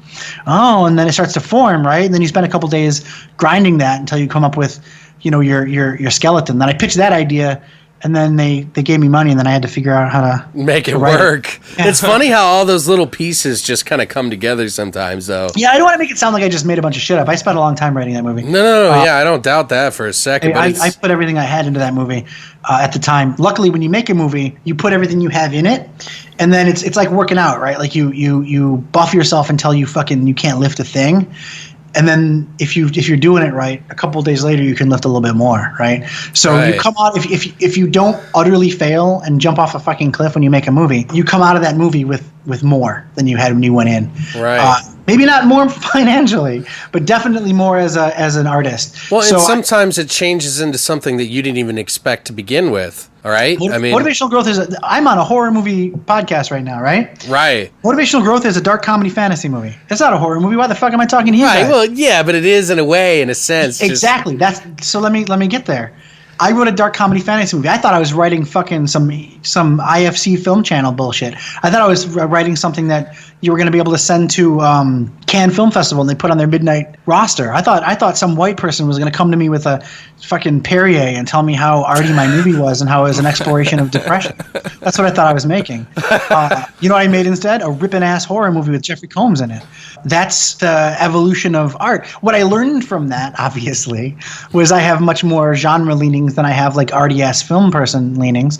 I learned that my core aesthetic is more genre. I learned that I prefer genre. So even though I toed the line that it was this like dark comedy fantasy, like drama movie, it's a horror movie, and all the biggest response it's gotten, it went to 33 festivals, won 28 awards, 15 Best of Fest, and every single one of those fucking Best of Fest films or film festivals were horror festivals. I've been featured in all kinds of horror festivals, conventions, everything, and people love the movie, and they're all horror fans. And I don't know. I don't have science fiction fans yet. Maybe Depth will get me those. Right. I don't have comedy fans. I don't have Western fans. So I can't really speak to this, but I can tell you right now, at this point in time, horror fans are the best fucking fans. Yeah, they will really go to bat for you all day long. You can, as long as you care, as long as you're honest about what you're making, they'll look past the fact that you obviously failed on this shot, or the sound wasn't perfect in this scene, or whatever else. They'll give you the world, and I've gotten so much from it. So what I learned from Motivational Growth, and how you were saying it kind of makes its own world, it makes its own identity. Motivational Growth is a weird-ass horror movie. It's a horror movie that Ain't It Cool News said, unlike any horror movie you've seen before. Well, of course, because it wasn't a fucking horror movie. So, yeah, like, I'm sure Michael Mann's Heat is probably the weirdest fucking giant robot movie you've ever seen. Right, because it's Heat. It's not a giant robot movie. I think that the identity of that movie was made entirely by its own, obviously, its identity, but the identity that the fans put on it. I would rather it be a horror movie. I'm a horror film director because of it. The next movie I made, Depth, that is a dark fucking thriller horror movie set in a sci-fi universe. It is. I was going to say, yeah, it's very horror in a lot of ways. Yeah, if you see, even just watch the Soma stuff, there's some, the Soma live action stuff, it's horror. It's a horror movie. There's blood and terrifying shit and monsters and everything. And it's all because I was brought into the genre by the fans and the people who define my movie. Like, people like to say that film is an interactive, collaborative medium, right? Everybody says film is a collaborative medium, and what they mean is it's not just the director or the producer or the writer making the movie. It's 200 people getting all together. Right, yeah. But I think that statement is only 50% right. I think all those people who made the movie, they made 50% of that movie. The other people who made the movie is the audience, and the audience is like, if I can't talk to your if I'm talking to you on your podcast and you don't post this podcast, I've done nothing. I need a bunch of people to listen to it, right? And I need people to form opinions, whether they like me or they hate me. They'll define what the reality of that event was. I'm making consumable information for people. Those consumers have to exist, and their opinion of that defines it. And I don't care if anyone has I've had arguments with like hoity-toity, like what I do and say is art kind of filmmaker guys, and it doesn't fucking matter. You can make the most arty, like you thought about it so much film in the world. It's going to go on the shelf between fucking Jurassic Park 2 and fucking Teletubbies. Like it's going to be a DVD one day, and it's meant to entertain people. And if you're not entertaining people, fuck you. Step off. Your movie should. If you want a movie that says something and changes minds and makes people think, do that. Please do that. But the only way to do that, in my humble, I'm nobody opinion, is to entertain somebody while doing it. Do you know what I mean? Like, sure, take them on an adventure. Take them on even if it doesn't have to be Star Wars. It no. Can be, but if you want to make a statement, wrap your statement in something that's consumable. Otherwise, you might as well get on a soapbox and stand in a crowded area and start telling everybody how you think 9/11 was an inside job and Jesus Christ was actually black, or whatever else you want to say. These are things, by the way, I've heard people yell at me on the street. I don't hold to or deny any of these opinions. But like, you might as well be yelling your hoity-toity ideas on a street corner. To me, communication is an exchange. I have to give you something if I want to get something from you. And what I want to get from you isn't some kind of material thing. I want you literally to just pay attention. So to get you to pay attention, I'm going to entertain you. And if I want to slip a story in there, if I want to tell you a story about what it feels like to be depressed and fucking murder yourself, I'll do that. I'll also put Boxy Oxford in it. I'll get Jeffrey Combs in it. And there'll be a workout girl, and there'll be a guy. Well, yeah, it's like the movie has a lot of depth to it, but it's also easily digestible. Yeah. From anybody's standpoint, because we've all been depressed, right, in some degree, so we can kind of relate to it in some degree, even maybe if it's not like huffing Clorox, bleach, and Windex, but which is that a real combination, by the way? That, I can't say I will not confirm nor deny that Clorox brand bleach will do anything negative to bleach. Yeah. It is if you mix common household bleach and ammonia, you get a form of chlorine gas. Now, in the film, we talk about how it's the same stuff that they used in World War I to kill people, lots of people, but in reality, it's not as potent enough to kill. That was actual mustard gas. But you can make chlorine gas with and this isn't. I'm not like the steal this book / anarchist cookbook, the internet. Yeah, right that's now. what I was thinking. Like, this is some stuff that anybody. The reason I know this exists as a thing at all is my mom accidentally almost gassed herself in our bathroom one year when she was cleaning the house, and she passed out, and we're all like, "What the hell's happening?" Wow. We talked to people and they're like, "Yeah, you should never do that. You don't mix." I think she was using like a tub cleaner, like a gel, concentrated chlorine, and then some Windex. And ammonia-based glass cleaner. I don't know that it's actually Windex. But that caused some form of chlorine gas that almost killed my mom. So I was like, shit, that seems like a good thing to put in a movie. Yeah, it's a very creative way to go out, too. Jeez. So I figured, like he's got to clean up at some point. So that seems like a good in for him to try to off himself. Also, if you have a vent, I remember somebody, like the response was like, well, how do we avoid this? And they're like, well, there are two things you can do. The first is don't mix those two things together. They shouldn't be mixed together anyway. The other thing is you could turn on your vent. So I was like, oh, well, I guess a vent would stop that suicide attempt real quick. So and I was thinking about that. I was like, is it just an automatic vent, or could he have turned it off? But either way, I imagine it was a vent that turns on when he turns on the light. And if you listen to the sound design, like he flips the light switch on or whatever, you can hear it come on. It's really subtle because I didn't want to like give it away too quick, but it's in there. The sound design in that movie it's way better than I deserve. That movie, the amount of money that should have cost would have been more than the movie itself. Warren Hendricks did all the post-sound stuff. Oh, okay. We used a very professional studio, the same studio that was recording all of the animated Transformers stuff that Jeff was also in. We used that studio. Oh, that's right, yeah. To record. So he was familiar with the studio. It was we were the aliens there. Like, we were the non-pro, like, weirdo people from Chicago. By the way, I didn't answer your question. I happened to be in Chicago for working that computer job. Tax breaks were really big, so I decided to make the movie in Chicago with the intent to leave Chicago shortly after, which we did. Our company, Imagos Films, has moved to Seattle because it's 2.5 hours by plane from Los Angeles and 2.5 hours by car from Vancouver, and I do work in both places. So that's how I kind of keep making movies. And if you were to ask me to make Motivational Growth now, I've done like 40 projects on that since then. So I'd do like that's crazy, yeah. Maybe a completely different movie, but I'm happy that it's the movie that it is. But anyway, that's why we were in Chicago, to answer your original question an hour ago. And we're back. No, I'm kidding. I'll just cut all that middle part out. I'm just kidding. Just suffice it to say, Don said some random shit. So I heard you're a big gamer and you stream and everything. So what are some of your favorite systems, and on top of that, some of your favorite games? All right, so the greatest retro console in my mind, now granted, everybody's favorite retro console is their own favorite retro console for their own reasons, but they're all wrong. The best retro console of all time is the TurboGrafx 16. I actually have I fully recapped a Turbo Duo that I had, my original Turbo Duo that my mom got me. I recapped it, which means to replace all the capacitors, for those of you out there who don't know. Right. So that would keep working. I changed the optic inside to a much better laser. I have it outputting S-Video right now to a FrameMeister XRGB Mini, so that I can get scan lines and everything on my HD TV. It's like super legit. I love that thing the best. It's got the best shmups on it. It's got some really cool role-playing games. It's a really cool system. I fell in love with that system. So I love that.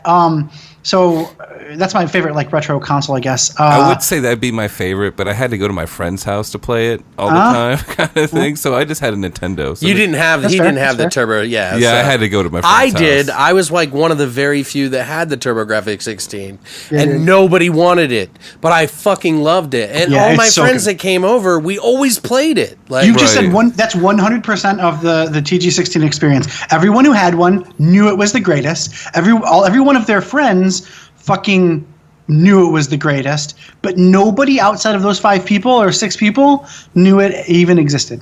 Right, and they even had that extension with the CD. Right. It was like one of the first CD tray ones, right? Yep. I think so, yeah. It was like an addition. It was just stacked on top or in the back. I think there was a port in the back of the 16. You plugged it in. You could plug in the booster, which gave you better output, AV output, or you could remove the booster and plug in the CD. It would like sat on the CD plate, and then you plug the CD player on top. I have that actually, that whole thing, plus the Turbo Duo, plus my own TG16. So anyway, I'm a big fan of that. I think I was super like PC Master Race when I was a little kid. I thought consoles were stupid, except for like retro consoles. I thought modern consoles like the Xbox and PlayStation were all terrible. Mm-hmm. I didn't really think that. I just didn't play them because I was an idiot fucking Linux kid, and I was all like, computers are the best or whatever. Seriously, I was an idiot. So I stopped. I didn't play consoles for a long period of time. I got wrapped up in the Xbox 360 though. I went as a programmer. A friend of mine invited me over to play Gears of War, and I was like, "Fuck that! It's on that stupid Microsoft, like that micro squish system, fucking the bullshit, whatever." And I was still playing my PC Master Race bullshit rig. And by the way, PCs are awesome, but so are consoles, and I think that's kind of my whole point. I went over to this guy's house, and he showed me his Xbox 360. We sat down and played Gears of War 1. It had just come out on a 52-inch projection television. And I shit myself. I was like, I can't believe this. This is the best thing ever. Right. I was like Unreal, like I hated Gears because I was a big Unreal Tournament fan. Like in college, I majored in headshots and not going to class. Like I played Unreal Tournament all through college. All I did. Anyway. Headshot 101. Right. Yep. We can all thank ID Software for Unreal Tournament, by the way. Epic did that. Didn't they use the Unreal, or didn't Unreal use the engine from Quake? No, Unreal used its own engine. I'm doing school here. I said that to you before. Yeah, sorry. Anyway. Yeah. Sorry. Yeah. Sidetrack. I don't know if the original Unreal first started with the Quake engine or something. Maybe I could be totally wrong. I do know that, of course, obviously Unreal turned into fucking Unreal. It's the Unreal Engine. But anyway, I heard about the Gears of War thing and heard that they were not going to make an Unreal Tournament 4. They were going to make a fucking this Gears of War thing for consoles, like assholes. And so I completely gave up on all that. And then I played Gears of War and was like, holy shit, this is the best thing ever. Now I'm a massive Gears fan. Like I streamed Gears, a whole bunch of Gears stuff. I'm friends with the guys who made Gears 4, like the Coalition. I'm friends with a couple of those people over there. They sent me a swag pack when Gears 4 launched because I'm obsessed with it. Right now on my desk, there's an action figure, a NECA Damon Baird with a golden retro lancer. Like, I'm a huge Gears fan. So anyway, Gears is awesome. I love consoles. I love all my consoles are the best. But I didn't for a time, so that was kind of shitty of me. I think the best worst game, or the game that I think people overlook and don't know what it is and have never played it appropriately is Night Trap, which I believe is getting an HD. Yes, it's getting remade. Yeah. So you should find that. I think it's coming out. I forgot the publisher, but I'm friends with the publisher, which is really shit because we're talking about doing something from an argument. And I know it too, and I can't think of it. But they're releasing a PS4 version. That's pretty legit. Night Trap is an incredibly designed game. It's not XXX rated. There is no rape. There's none of the bullshit that they made up in that weird Mortal Kombat like X rating video games bullshit in the 90s. They never played the game. It is actually, as far as a game goes, an incredibly intelligent game. It's the first game that I'd ever played that takes place in real time. It's a game that you have to. So anyway. Just play Night Trap. It's fucking. I agree. It's a hard game though to beat. It's hard as fuck, but you're playing a real time event, and you have to be part of this real time thing. It is so good. Night Trap is so good. And when I was a kid, that kind of game it opened up. It made me feel like the future was here almost. Oh, yeah. Like we were peering through a window of the future of games. Yes, and it absolutely. so wasn't, but it so still has that nostalgia. I think that it kind of was back then, but it got squashed by a bunch of like senator people who'd never they'd been Too they never realistic. played it. Nobody. They said there was like rape and violence. The bad guys are like these dudes with black face paint and garbage bags. Like it's not.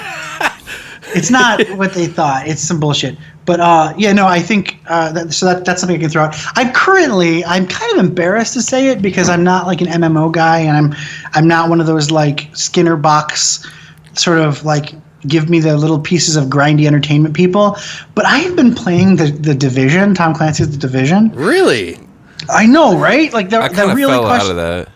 I've been playing that recently, and I think honestly, I'm not trying to deride the Division here, but I think honestly the reason I've been playing it is because it requires nothing of me. Like I'm in the middle of pre-production for something right now. I'm trying to finish up this other feature film. I'm making 2 video games. I need something to like so I don't think. Totally understand. And the Division is just this like go shoot those guys, and then you get like a little. They tell you did a good job. And go shoot those. But I mean, I love the world and the storytelling in there, even though it's doled out at this tiny, like, slow pace. I've been super into that. Doom, 2016's Doom was like the best game ever. Oh my god! And the soundtrack for that. Dude, I can't believe they haven't brought out like a physical copy of the soundtrack. That is honestly like, I don't understand anybody who doesn't like. I don't understand somebody who would play that and say they have any kind of interest in video games and not see that as a shining, like an historical shining example of what a perfect game is. Well, and there's a lot of people that say that too. They're like, "Oh, I didn't like the soundtrack, or the game is so contrived." I'm like, "What?" Across the board, it hits every mark. Yeah, every mark. If you're a listener to this podcast and you don't like Doom 2016, I personally don't like you on an independent. And you can go fuck yourself. One of my friends literally posted on Facebook like numerous times. By the way, I just wanted to say Doom is horrible. I don't know why. And I was like, dude, what the hell? Your friend wants attention. Your friend was missing something. Your friend was either denied the breastfeeding or had too much breastfeeding. I'm sorry, that's too much. I think psychology bullshit. No, but your friend has something serious. You're gonna find out later that your friend was killing and eating puppies or something. Doom was my bread and butter since I started on PC. That was like my first. Besides Wolfenstein, and was he my loves first. Part 3, but I still think this is better than 3. It is better than 3, but it's 2 different feelings. Yeah, I think 3 was a great game if it didn't have the word Doom on it. I think it'd be an interest. Like if it was called like Mars Base 1 or something, I would have been totally into it. I kind of disagree, but really, that's awesome. We should have a fist fight. He's very sensitive about this subject, Don. I just like the dude. We've had arguments we've had heated arguments. Patrick, about do you remember Doom 2016? Do you remember Doom 2016 at all? Yeah. So that's a Doom game, right? Oh, that is to the full extent. Right. So I don't think Doom 3 makes any sense. It doesn't. It really doesn't compared to the other one. It's a good game. It is a good game. It's just when you think about it, it is a Doom game, but it's a slow paced Doom game. When it gets towards the end, then you start getting the massive demons and the big arenas and the shit like that. It's like a house fire with no house and no fire. You can't say it's a slow paced Doom game. I'm surprised that I could even say those words in one sentence. That's what I felt. It's like I like it as a survival game. In a sense, but in the same sense, it's not Doom. Well, not only that, the soundtrack was amazing too, which I believe it was done by the drummer for Nine Inch Nails. Really? Chris Renna. Oh yeah, I know. Yeah. Was it as good as Doom 2016? Yeah, it wasn't as good as the soundtrack for 2016. No. And Mick Gordon did a really amazing job. Dude, anybody that puts that down. Live, it's yeah, they did it at the game at the E3 or whatever. What was it? Was it a 9-string or something? He was using It was a 9-string bass, he used because he needed to get extra chords. Extra bass. Yeah, extra bass, dude. And then he tuned it down, to drop F or something. I don't even know what it was. So I guess I'm into Doom. There's an adventure game that came out in 2016 called The Way. It's a really cool game. I don't think I've heard of that. It's a sleeper. It's a good game. So how do you feel about Quake, if you don't mind me asking? That's my another number one of my favorite games. Let's lay it out. Quake 1, I thought was shit. Quake 2 was interesting, and then it was shit. Quake 3 was shit until they released Quake 3 Arena, and then it went from being, in my mind, shit to like, oh my god, this is like the best feeling thing ever. Oh, dude, when you would hit somebody with one of those lasers and it'd just be like a rain of blood. I was just like, oh my god. It was so good. So I think Quake 3 Arena specifically, like literally the game that opens with "Welcome to Quake 3 Arena." That one. Do you remember the advertisements for it where it showed like a guy like hooked up to his computer like it's some kind of HR Geiger kind of looking contraption that would like feed him food and he would just play Quake all day?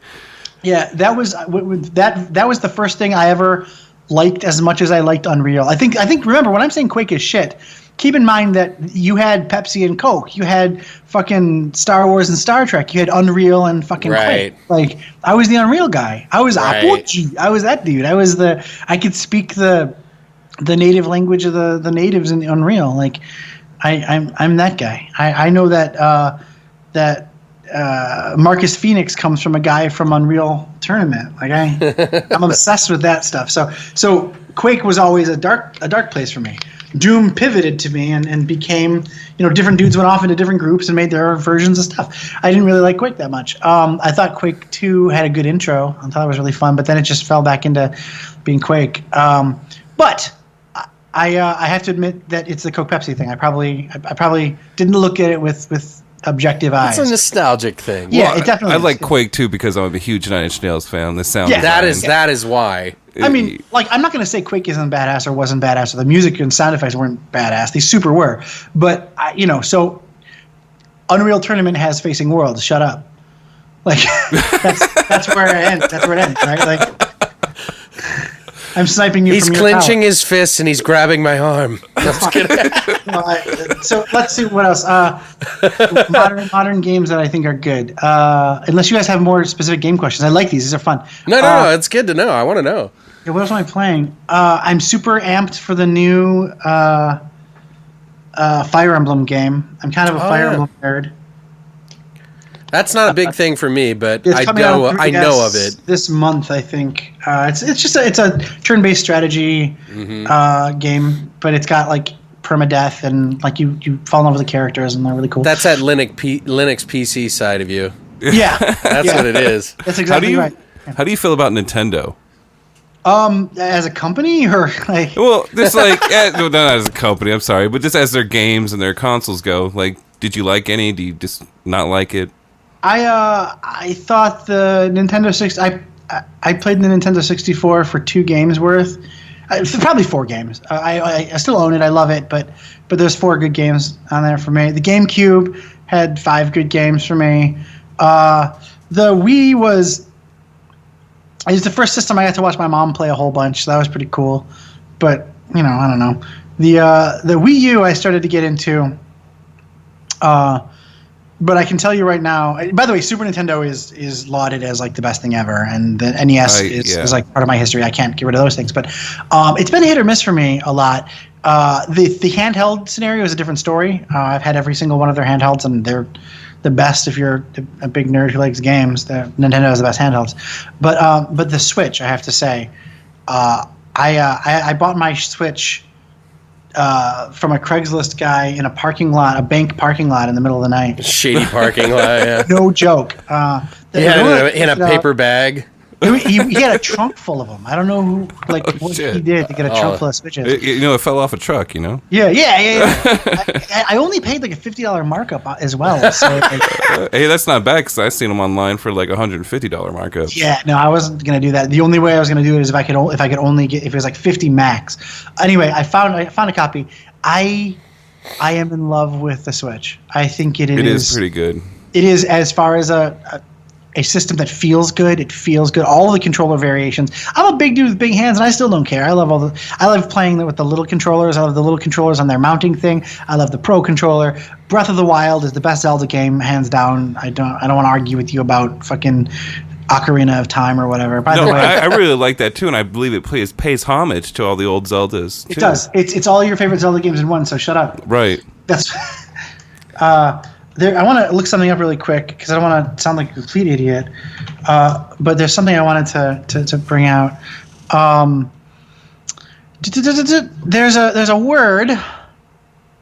The etymology of it. Stand by. Sorry, I don't want to be dead air here.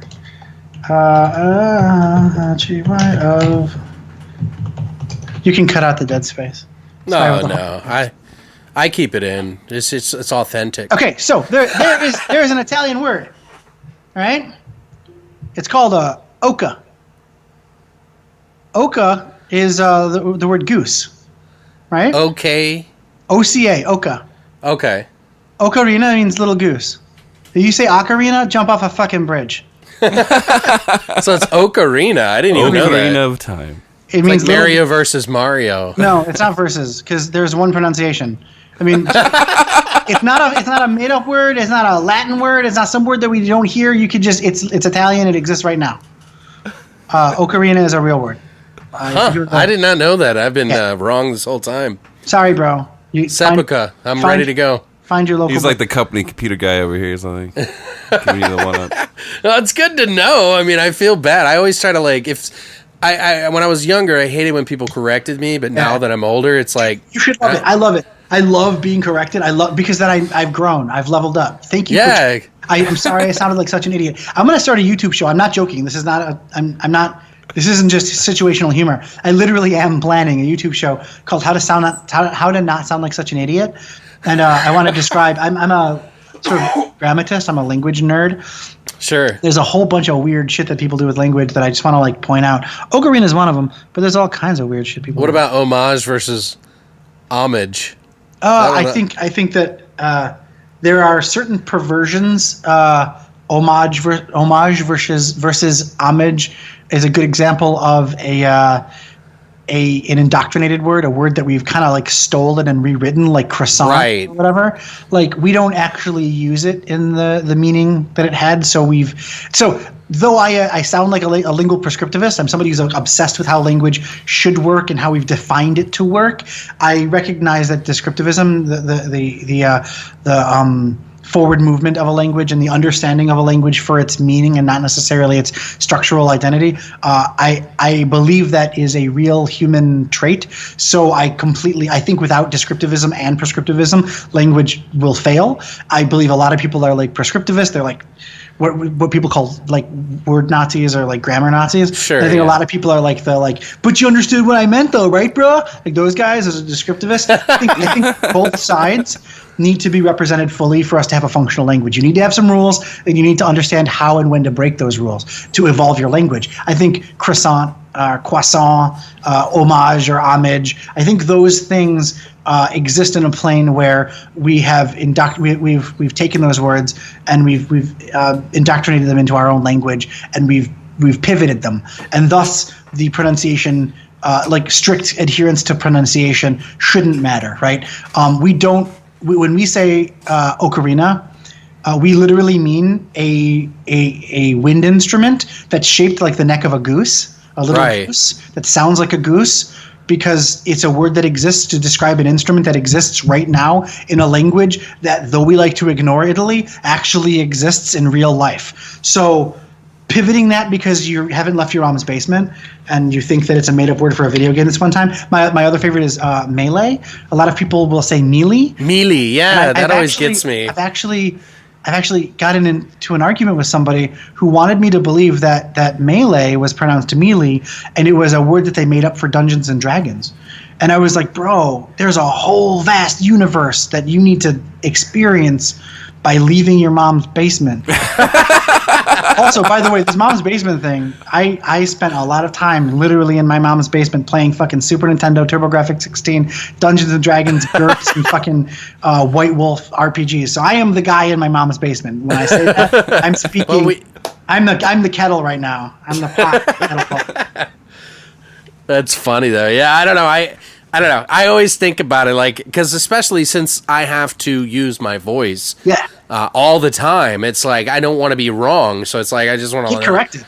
Be correct. Dude, the best thing you can do is tell me I was saying something stupid. Because then I sound less stupid in the future. My first response, I have the same response as all you guys do. I have the same fucking like, well, fuck you, boy. I don't want to feel bad right now, but I super do. But my response isn't, no, I'm right. Here's a bunch of fucking confirmation bias bullshit I found on the internet. Like, Italian's a language that exists. Shut up. Like, you're wrong. I'm sorry. Like a great example. I did a speech recently, a talk called "GIF versus GIF and the Bifurcation of the Human Soul." Oh wow, yeah, that's a good one. Because you're all wrong. Like, all of you are wrong. Because what's wrong is having an argument about it. What's wrong is thinking you're right about an initialism. So I'm going to get really quickly. I'm going to get into this. I won't get into it too much. No. Hear me out. This is interesting. Okay. So descriptivists say there's an aesthetic to language, right? It's graphic, so it should be GIF. It feels better to say GIF. I naturally say GIF. I personally don't naturally say GIF, but there are a lot of people who say it feels best that way, and it's from graphics. It's derived from graphics, so why wouldn't it be from its parent or constituent words? There's all these sort of arguments. Like, I remember that one internet meme video of the sort of hipster dude going, it's not graphics, it's not, why don't you get me, and he just goes on and on and on, and everybody thinks, oh, that's great, and they post it on Facebook and they think they're right, but they sound completely like fucking motard idiots when they do that, because if you do that, then you have to look at NASA, or I guess you would call it NASA. NASA, yeah. What would you say? Never Scuba? a straight answer. No, NASA, the North American Space Agency. If it's actually North American Space Agency, it wouldn't be NASA, would it? No. It would be NASA, because North American, American na. So like agency A. If you're gonna say it's not graphics, it's also not NASA. It's also not, you know what I mean? Like, NASA would be different. Scuba would be scub a. Right? Because that's not how we work those. We work those by the creator. An initialism, when it stops being an initialism, gets named by its creator, and it's actually what sounds best. And the creator of the graphics interchange format says loudly that it's pronounced GIF. That's his pronunciation. He, by rights, defined it. So you have a bunch of nerds on one side saying, choosy developers choose GIF. The guy said it. That's prescriptivist. It's right. You have the descriptivists on the other side saying it's GIF. It's not graphics. It's not whatever, blah, blah, blah. But both of them sound like complete fucking idiots, because both of them are arguing like 1/3 of the actual argument. And the actual argument is, it's a mutable language that we all have, and both of you are perfectly right. I know exactly what you mean when you say it, and the fact that everybody has this little fucking thing that goes off, this little bomb inside of them, anytime somebody pronounces that single word in a way that they agree with or don't agree with, makes them petty and pedantic. Right, That's the problem.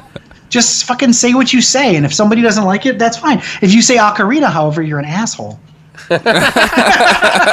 See, now you're just being hypocritical, Don. I am not, though, because a real word in the real world, whereas GIF/GIF is a made-up word by somebody who, just like I said, motivational growth. Look at how I'm pulling it back, was a dark comedy fantasy movie. The rest of the world said it's an incredible horror movie. So I have to agree with 95% of the populace, don't I?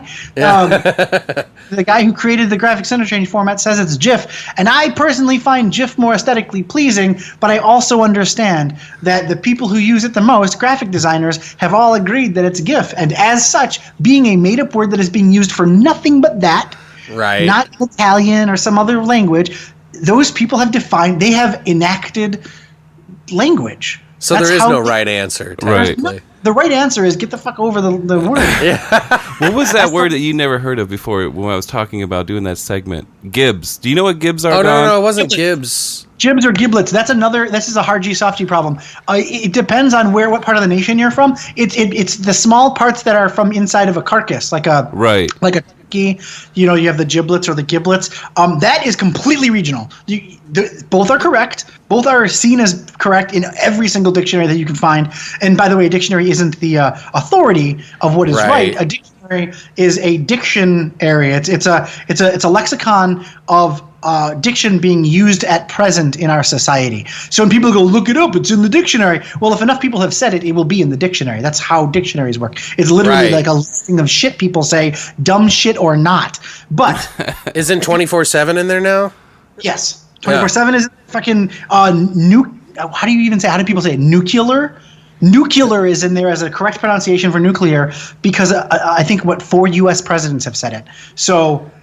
Really? Even though it's patently wrong, it is in the dictionary because enough authorities have said it that you have to imagine a dictionary as a tool for aliens to understand the dumb shit we're saying. Right. If somebody says nuclear to you, you have to look this word up. It's a valid pronunciation of the word nuclear, which is from the nucleus of an atom.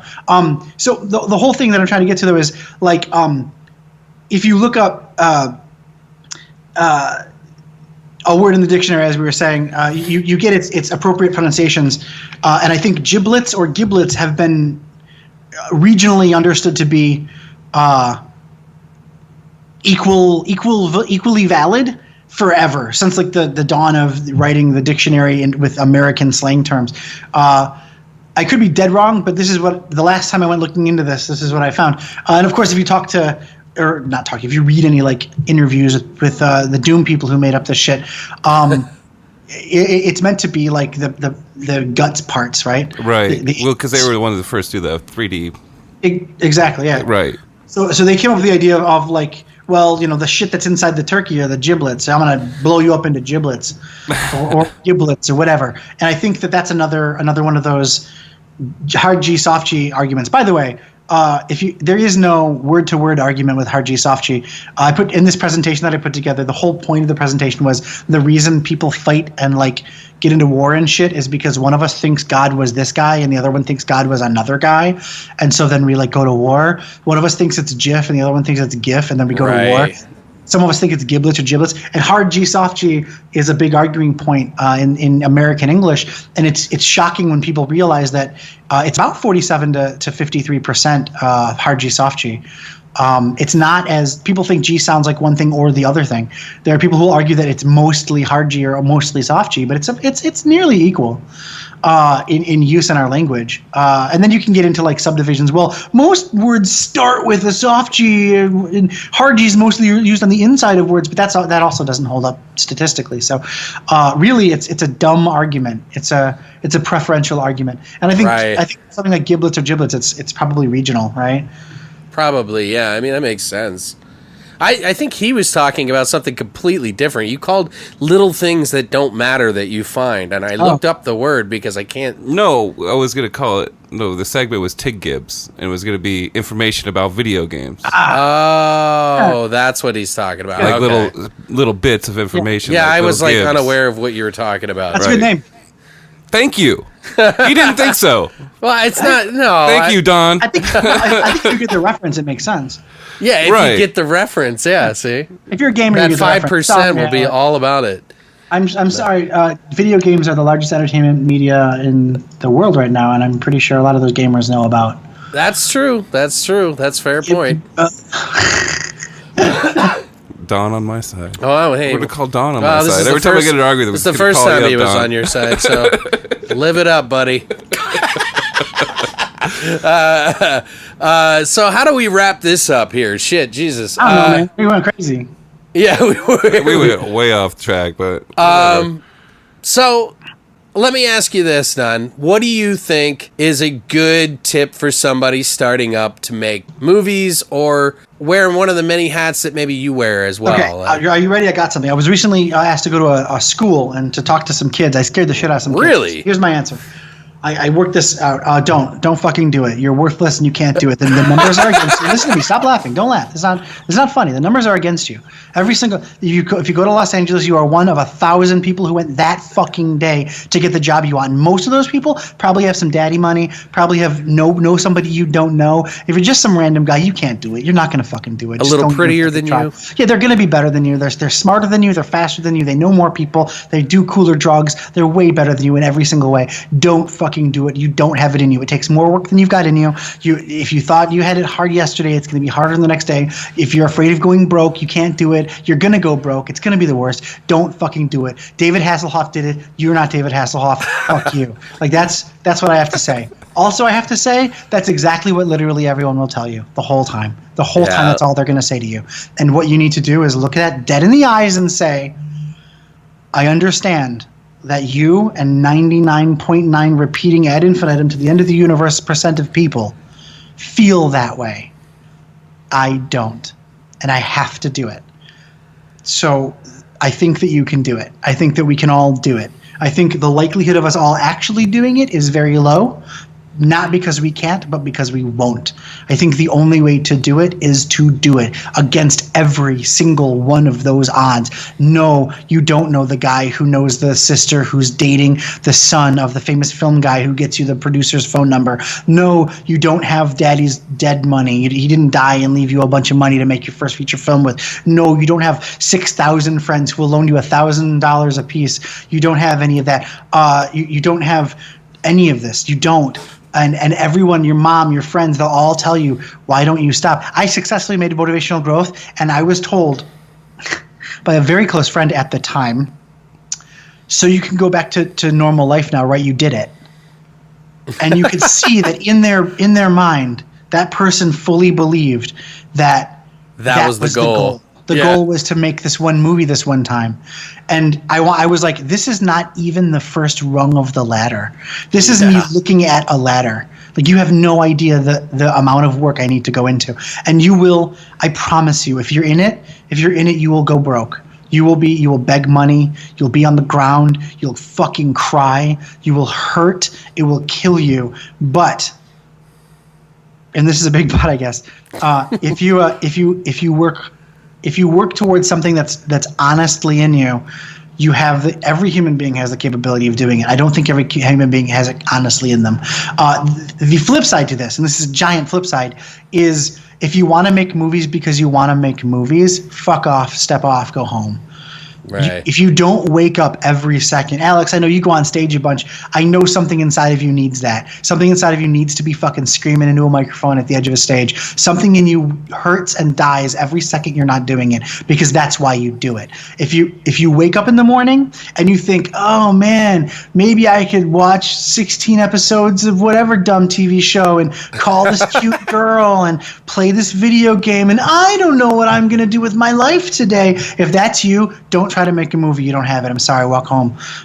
If you wake up in the morning feeling like total shit because you haven't finished your movie, haven't made your movie, haven't written 2 of your movies, or didn't get the meetings with the people you're trying to get, that's the guy who's going to keep going. You have to wake up in the morning and hurt every second you're not making a film, because the only way you're going to make it through, the guy with daddy money, the guy who has all the connections, the guy who doesn't have daddy money or the connections, but is just a trillion times better than you and has done it way more than you have. The only time you're going to stand up to those people and get anybody's attention is by bleeding all day for it. I am not the best filmmaker. I am not the smartest person. I am not the fucking be-all, end-all Ambrose Bierce writer. I am not going to change history by the flick of my wrist, the point of my finger, or the end of a pen quill. I am not going to do that. What I'm going to do is bleed. And hopefully before I bleed out, something amazing will come out to somebody. I know that with Motivational Growth, I've changed a few lives, and that is the fuel that's made me move on to the next stuff. And if I can keep doing that, then that's great. But my advice to you is, if you woke up this morning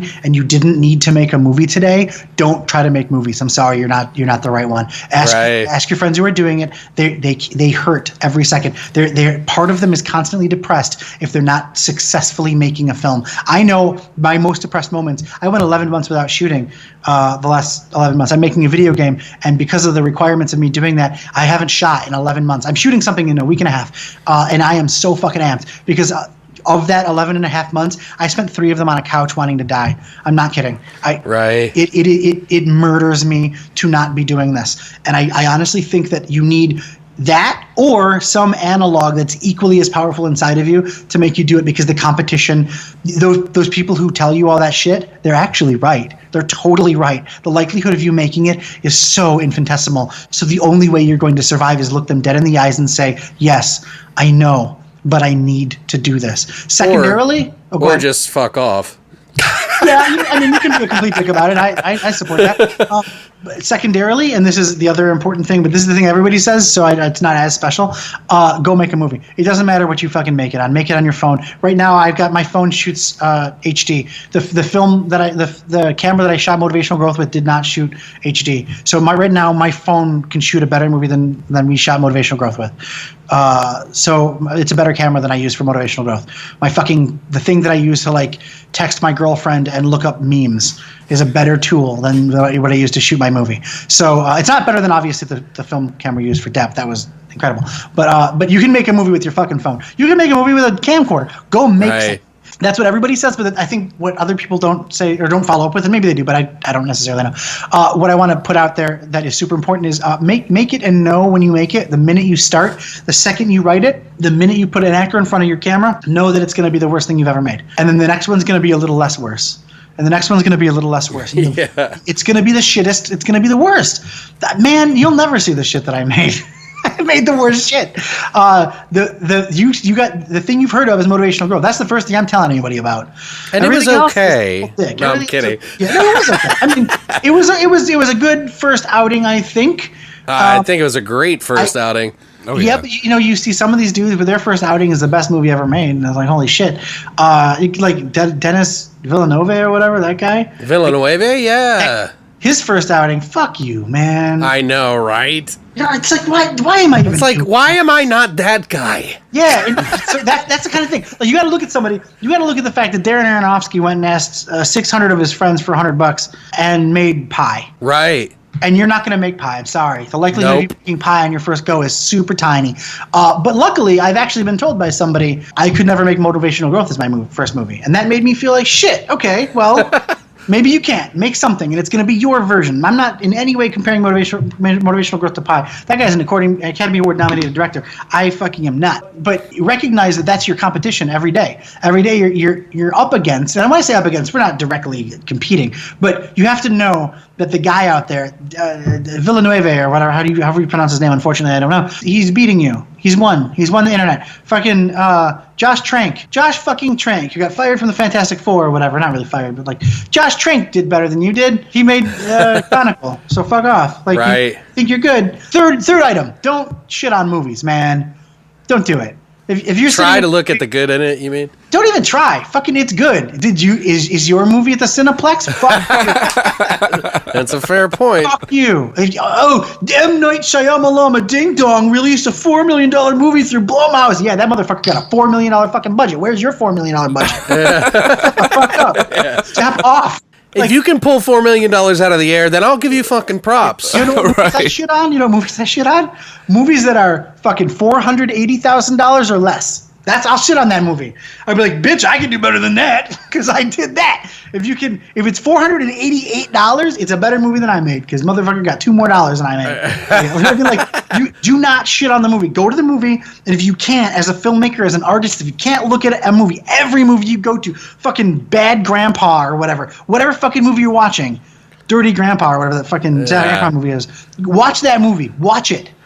And I don't know. I mean, I agree with you 100%, but in the same regard, there's some really bad. But I agree. I can't get out there and do what they did, and you know that there's a lot of heart and passion behind those. So it's that's completely legit. And there's something that I got into. I was asked to be a part of a discussion on trash cinema recently. Oh, okay. And, this is something that I fucking abhor. I think maybe I'm just old. I'm 38 years old next month. I don't understand the idea of trash cinema. Fuck you. You guys are the idiots. It's all these skinny pants, fucking half head shaved, fucking like sous vide eating bullshit. Fucking. By the way, my sous vide machine is actually running right now. I'm no joke. I'm not kidding. I'm cooking a roast right now, sous vide. So you're just like looking around a little bit. But this weird ass idea, like, yeah, I like movies that are stupid and terrible. There's something really hard to hear. That's something really hard to hear as a filmmaker, because though you might laugh at the Miami Connection, though you might laugh at fucking Dr. Mordred, which is an incredible fucking film. Shut up. nobody made those movies with the intention to make a trash movie. Nobody got up in the morning and said, "Oh, another day on a trash movie. I can't fucking wait to make a trash movie." They all went in there and they bled for something. And those people did more than you did. All you did is get up, smoke a bowl, and watch a movie you wanted to laugh at. And that's that's trouble. That's a cynical, terrible place to be. Watch a movie. It can be a bad movie, but understand that of the fucking 14 people you see on screen, their actions, their passions, their whatever. Go watch that documentary about The Room and see that everybody in that movie thought that they were trying to make a good movie. Right. Everybody tried to make a good movie in that movie. Everybody, even that fucking director Tommy Wiseau guy, he thought he was making a movie. Only when it became famous for being bullshit that he was like, "Yeah, it was bullshit the whole time" or whatever. But he's super wise. Yeah, of course. You don't take out $1 million banner ad to like a street ad because you think your movie's a piece of shit. He's marketing it and he's spinning it, and that's great, and he's doing a great job of it. But nobody makes trash cinema, except for one people. I'm going to say something very divisive. Everybody who thought anything I said was positive is going to shit on me right now. That movie Kung Fury can go fuck itself. All of it.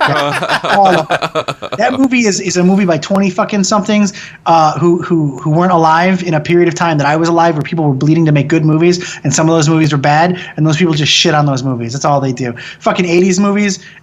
Cyborg with Jean-Claude Van Damme. That's a terrible movie. You can tell when you watch that movie, they were bleeding for that movie, man. Cherry 2000, they were bleeding for that movie. All those like badass mythical 80s movies, those guys were fucking bleeding for those movies. And to see people kickstart basically 32 minutes of making fun of people really trying to make something different and new, that is why we have shitty Transformers movies. Because seriously, because the minute people step out, the minute people try to step out, in the 80s we had a revolution. We had people saying, "Cool, well, in the 70s, 60s, and 70s we left stage and started to make. We were making stage movies, right? You're making in the 50s you had movies that were all stage productions with a camera in the front of them. Alfred Hitchcock shook it up a bunch. Fucking Orson Welles shook it up a bunch. All kinds of dudes shook it up a bunch. But it wasn't until the 70s that we started putting cameras on fucking motorcycles. Like going out and doing like road trip movies and crazy, not confined to a set movies, right? And we had all these really fucking Midnight Cowboy, and we talking about like really interesting topics. And that was that revolution. In the 80s, we're like, cool, how about fucking high fantasy?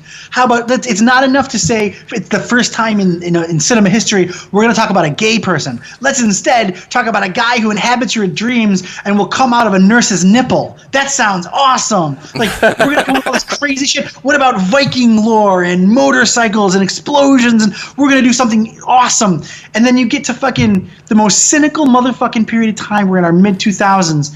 And some group of people make some cynical bullshit making fun of that a period of time in which people tried to break out of the confines of cinema.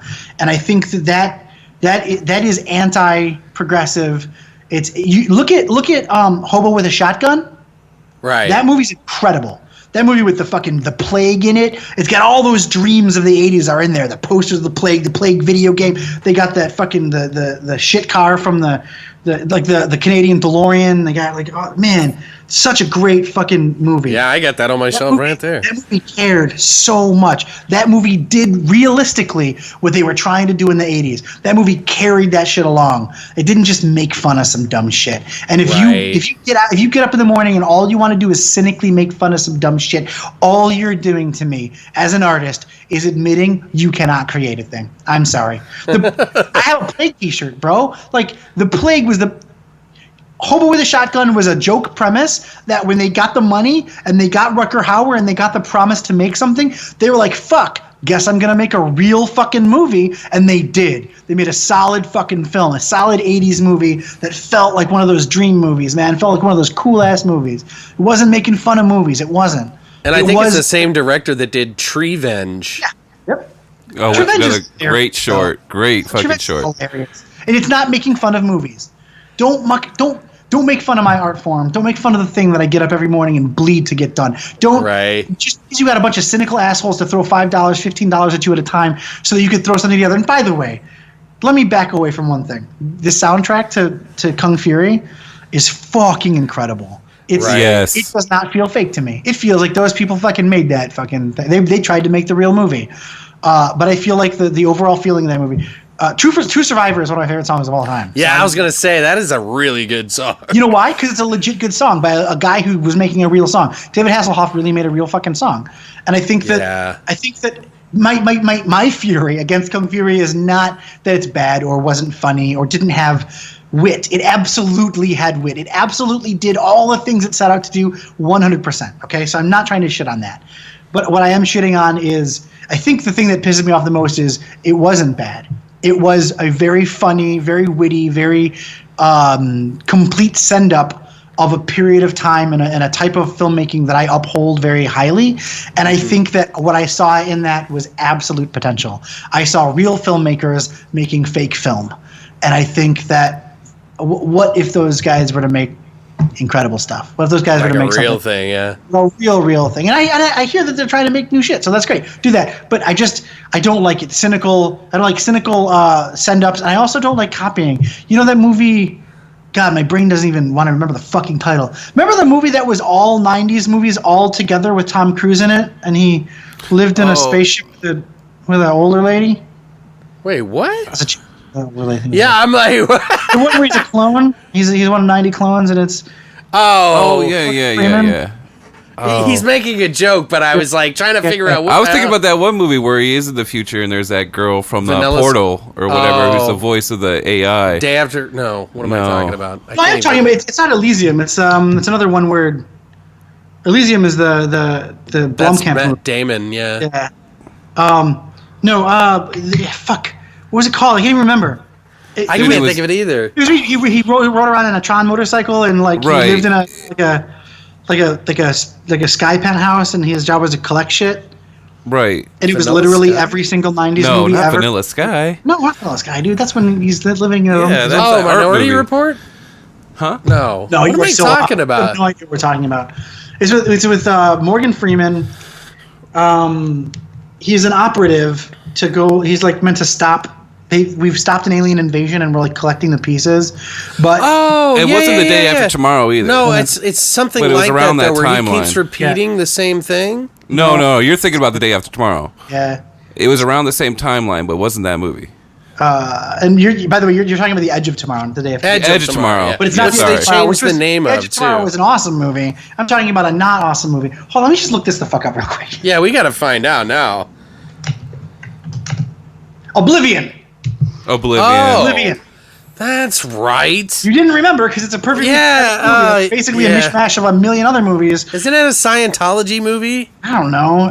It was not a good movie. And what was interesting about it was it wasn't a send-up. It was the opposite of Kung Fury. It was all of the bits with none of the thought. And that sucks because I thought Tron Legacy, though it wasn't my favorite movie and definitely wasn't the Tron movie I would make, I thought it was a fairly well-made feature film. And to point out that Oblivion wasn't beautiful would be a lie. Oblivion was fucking... It definitely had eye candy, It was a beautiful movie. But nothing happened in that movie that wasn't out of every other movie. And that's what lost me on it.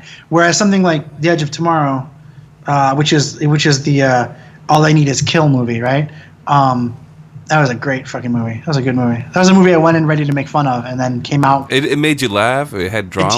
I bought tickets again. Oh, let's all take a moment for Bill Paxton. Right, yeah. Give another shot. We talk about him all the time. I'm going to do a shot of water for Bill Paxton. We just watched Bill Paxton in... 3 fingers, excuse me, of water. Yep. That's a Westerado reference, bro. Uh-huh. Nice. That's good shit. We just watched Bill Paxton in a movie called The Circle. Oh yeah. Was he in that? Do me a favor. If your plan for he is in that, yes. If your plan for the night is to watch The Circle, what I need you to do instead is shoot yourself in the head 3 times. Okay. Yeah. No. I'll try one. You can do if you have a big long gun, you can do the whole toe through the trigger thing. That's fine. Like the gun the Joker had in Batman. Yeah. And the shell goes to the left this time instead of the right. No, I'm kidding. Back into That's the left. That's a Kurt Cobain Back reference. into the left. Back. That's a JFK reference. No, so listen. Like I said, I've been saying go see every movie, and you should go see the Circle. But man, does Tom Hanks definitely do that thing that he does in a movie? What? Take a shit? No, he's definitely like, this is the weird thing. Like, Tom Hanks is in it, and he does the whole like, you sure did pay for Tom Hanks in a movie, and he sure did Tom Hanks it. Patton Oswalt's definitely in that movie, and he sure does not shit on the movie, but provides a service for money, in which he says lines in a way that are somewhat convincing. Yeah. But no, they did a great job. Is what I'm trying to say. They actually did, I think, the best that could have been done with what was given. But the story is just shit. There's a quote I read, which was, "It's a movie about technology by people who know nothing about technology." And about a quarter of the way through the film starts sounding like your mom sounds after or your grandma sounds after she's had a few too many drinks and thinks that Facebook's watching her through a webcam. Like, it's fucking wrong. It is so out of touch. It feels like it was trying to be 1984, but ended up some sort of. We all know, like, the average person. I made the joke about your mom and your grandma, but the true fact is, both your mom and your grandma right now both use the internet better than this movie thought anybody could. Like, seriously, no, because we all. It's one of those things. Like, remember the movie Unfriended? Yes. Yeah. Okay, so big ups to Unfriended. They did something interesting. Let's make a movie that's entirely a screen capture. That's legit. No joke. I'm not shitting on it. I thought the venue was interesting. It definitely was unique. It's totally unique, and I got behind it, and I supported that movie. I saw it 3 or 4 times in the theater. I took people to watch it, and you don't have to like the story, and you don't have to. It was a cookie cutter, a fucking teenager, or whatever. There's a monster. Sure. Who cares? But so was Alien, if you think about it. But Alien was an incredible piece of art. Yeah, I was gonna say something positive. Yeah, no, Alien is like the best pieces of cinema in history. So, but what I wanted to say about Unfriended was the thing that killed me about Unfriended, and it's the same thing that happens a trillion times in The Circle, is that in Unfriended, at one point, the girl opens up Skype, starts recording herself, and then never stops for the rest of the movie. Oh, yeah. Okay. She never stops the recording, which means Skype is just going, which means everything that's happening is not magical. It's being recorded somewhere. But we never address that, right? And then they do a thing where the Google results are weird, and then Facebook starts doing weird things. And unfortunately, I understand, like, the idea was to, like, get into stuff we all do, but they started operating in ways that your web browser, Skype, Facebook, and Google don't actually operate. And so and it wasn't in a fantastical way.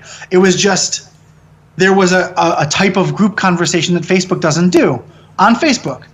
So you've immediately ripped me out of the movie because you've shown me something that I super know all the time. Like, it's very, like, The Circle, a key premise is these little tiny cameras that you can stick anywhere that connect wirelessly, quote unquote, to satellites or something. And it's just, it's this thing where the average user of anything knows that you just invented something in your screenwriting hutch out in the woods that you thought nobody would catch on can't happen. Right, And the way things work are just like, they have all this UI on all the video. There's this weird, like, Hollywood UI with the little meters and everything going all the time, like you'd see in a shitty, public cable commercial for, like, virus scanning software or something. It was obviously made by people who don't use the internet or who don't ever communicate with anybody online, and it's hurtful because you have Patton Oswalt out there being like an actor, and you got Tom Hanks, like, definitely providing for his paycheck, and you've got John Boyega in there for 4 minutes, and he's giving it his all. He's doing his best Forrest Whitaker in that movie, and, like, you have something. Where did the movie, like, why did we do the dumb thing? But anyway, you should watch it. You should watch all of them. No, I want to see it just because, but I'm probably gonna wait. I don't need to go see it in the theater. There's definitely pay for it in some ways. One of the things that really bothers me too is, like, there's been a lot of the Phoenix Lights things out here, and we're from here, so like, we know those little things, right? And it's like everybody and their brother wants to make a Phoenix Lights movie, but none of them want to do the research. So much, in fact, that they put a bear in the middle of a movie. They're like, "Oh, it's a bear carcass on the ground. We don't know why." And it's like, wait, there's no bears in Phoenix? No. Like, why would there be a bear 300 miles or, however many miles away. Maybe like a mountain line, maybe. Right. Not even there. Like, so you're out of the movie. You see that and you're like, fuck this. This is not a movie I'm in. Yeah, it cuts me right off. Dude, I'm from Detroit, right? Mm-hmm. That movie 8 Mile? What the fuck? It was all off. That was mostly Los Angeles. There's no fucking Detroit in that movie at all. Also, Eminem is from what I understand, I could be completely wrong, but Marshall Mathers is from like Troy, Michigan, which is like 16 miles. Right. That's not 8 Mile. That's fucking 6. That's 6. Well, that's 16 miles, like 8 miles off of 8 Mile. I think the Insane Clown Posse pointed that out. Dude, Insane Clown Posse is from fucking Detroit. I remember those motherfuckers showing up to my elementary school and dumping tapes in the parking lot. Those dudes are Detroit. You want to see Detroit? Look at ICP. I don't even like ICP's music. I can't get around it, and I have a difficult time understanding their question about magnets and stuff. Yeah. But definitely, if you want to look at some Detroit motherfuckers, those guys are from Detroit. No, I don't doubt that for a second. Chris Rock or not? Is that his name? Chris Rock, was it? Not Chris Rock. Kid Rock. Yeah. He was in their fucking band or whatever. Yeah, Kid Rock is from Flint, Michigan. Though they do have poison water, they don't. That's not Detroit. Don't tell me that's Detroit.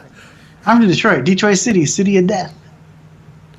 There is a song. It's so funny because I used to listen to them when I was younger, before it became this like phenomenon. Yeah, like before it became this thing that just is like out of control, in my opinion. I'm cool with anybody that wants to do it. Like whatever, I don't care. I had a guy try to tell me that Insane Clown Posse, they invented Faygo, which I guess technically from like a people know what Faygo is perspective, they kind of did, but Faygo has been around, bro. I've been drinking Faygo since I was long before, yeah. Well, yeah, and they won't even endorse them. No. Why would they? Yeah, they're like, nah. They're like, you can pay us, but the first time I ever saw a comic, in which somebody was naked and somebody else is being raped by a gun. It was on one of those tapes that ICP would dump off in the parking lot. They had little like comics, like little hand-drawn, like weird murder comics. Right. That's that's edgy shit. I don't think Faygo is going to endorse that. Yeah. Right. Well, Kid Rock was in one of their songs, and I always wondered about that because it's like, but they're not from anywhere near each other. That's a 4-hour drive. Yeah, maybe he just came out and was like, "Hey, boys." Yeah. That's hilarious. Well, guys, I'm probably going to cut some of that part out because, but that's just some bullshit. But guys, so if you're looking to make films, don't do it. No, I'm kidding. Get out there. No, it's going to be an uphill battle until you die. And, just keep fighting through it. If the film is in you, it will make its way out. If you point it in the right direction, that film will come out of you. It might kill you on the way out, but it'll come out.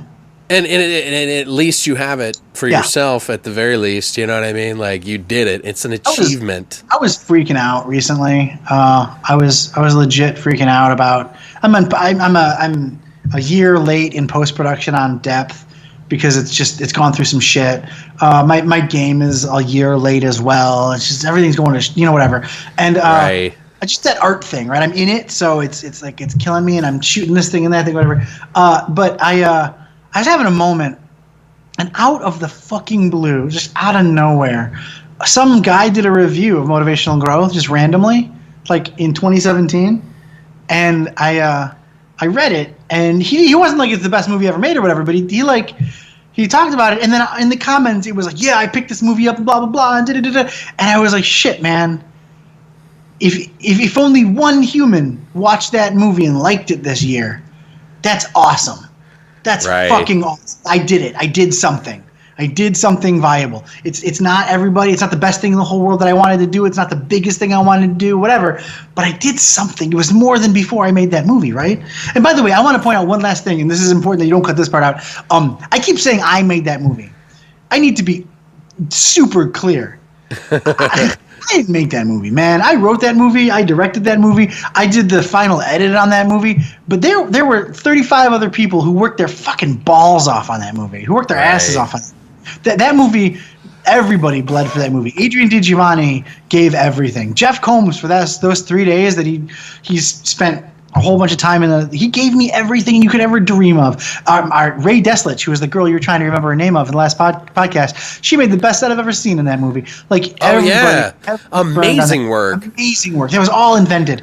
Everybody did incredible. Alex Mara did incredible. Everybody burned for that movie. Everybody like lit up and burned the flame of creativity for that movie. Everybody. Yeah. My cameraman Bliss, who I've been working with for now nearly 8 years, he did an incredible, like, we do camera moves in there that you can't do without a genie head and without a techno crane, and we didn't have any of that, and we did these cool like fly. They worked their asses off. Everybody worked their asses off. Everybody. Steve Tolan and his team, Midian Crosby. I don't want to go through the whole thing. They kicked so much ass on that movie. I get to walk around and say, yeah, I made a movie, but dude, without me, they could probably have made that movie. Without them, I could never have made that movie. Seriously.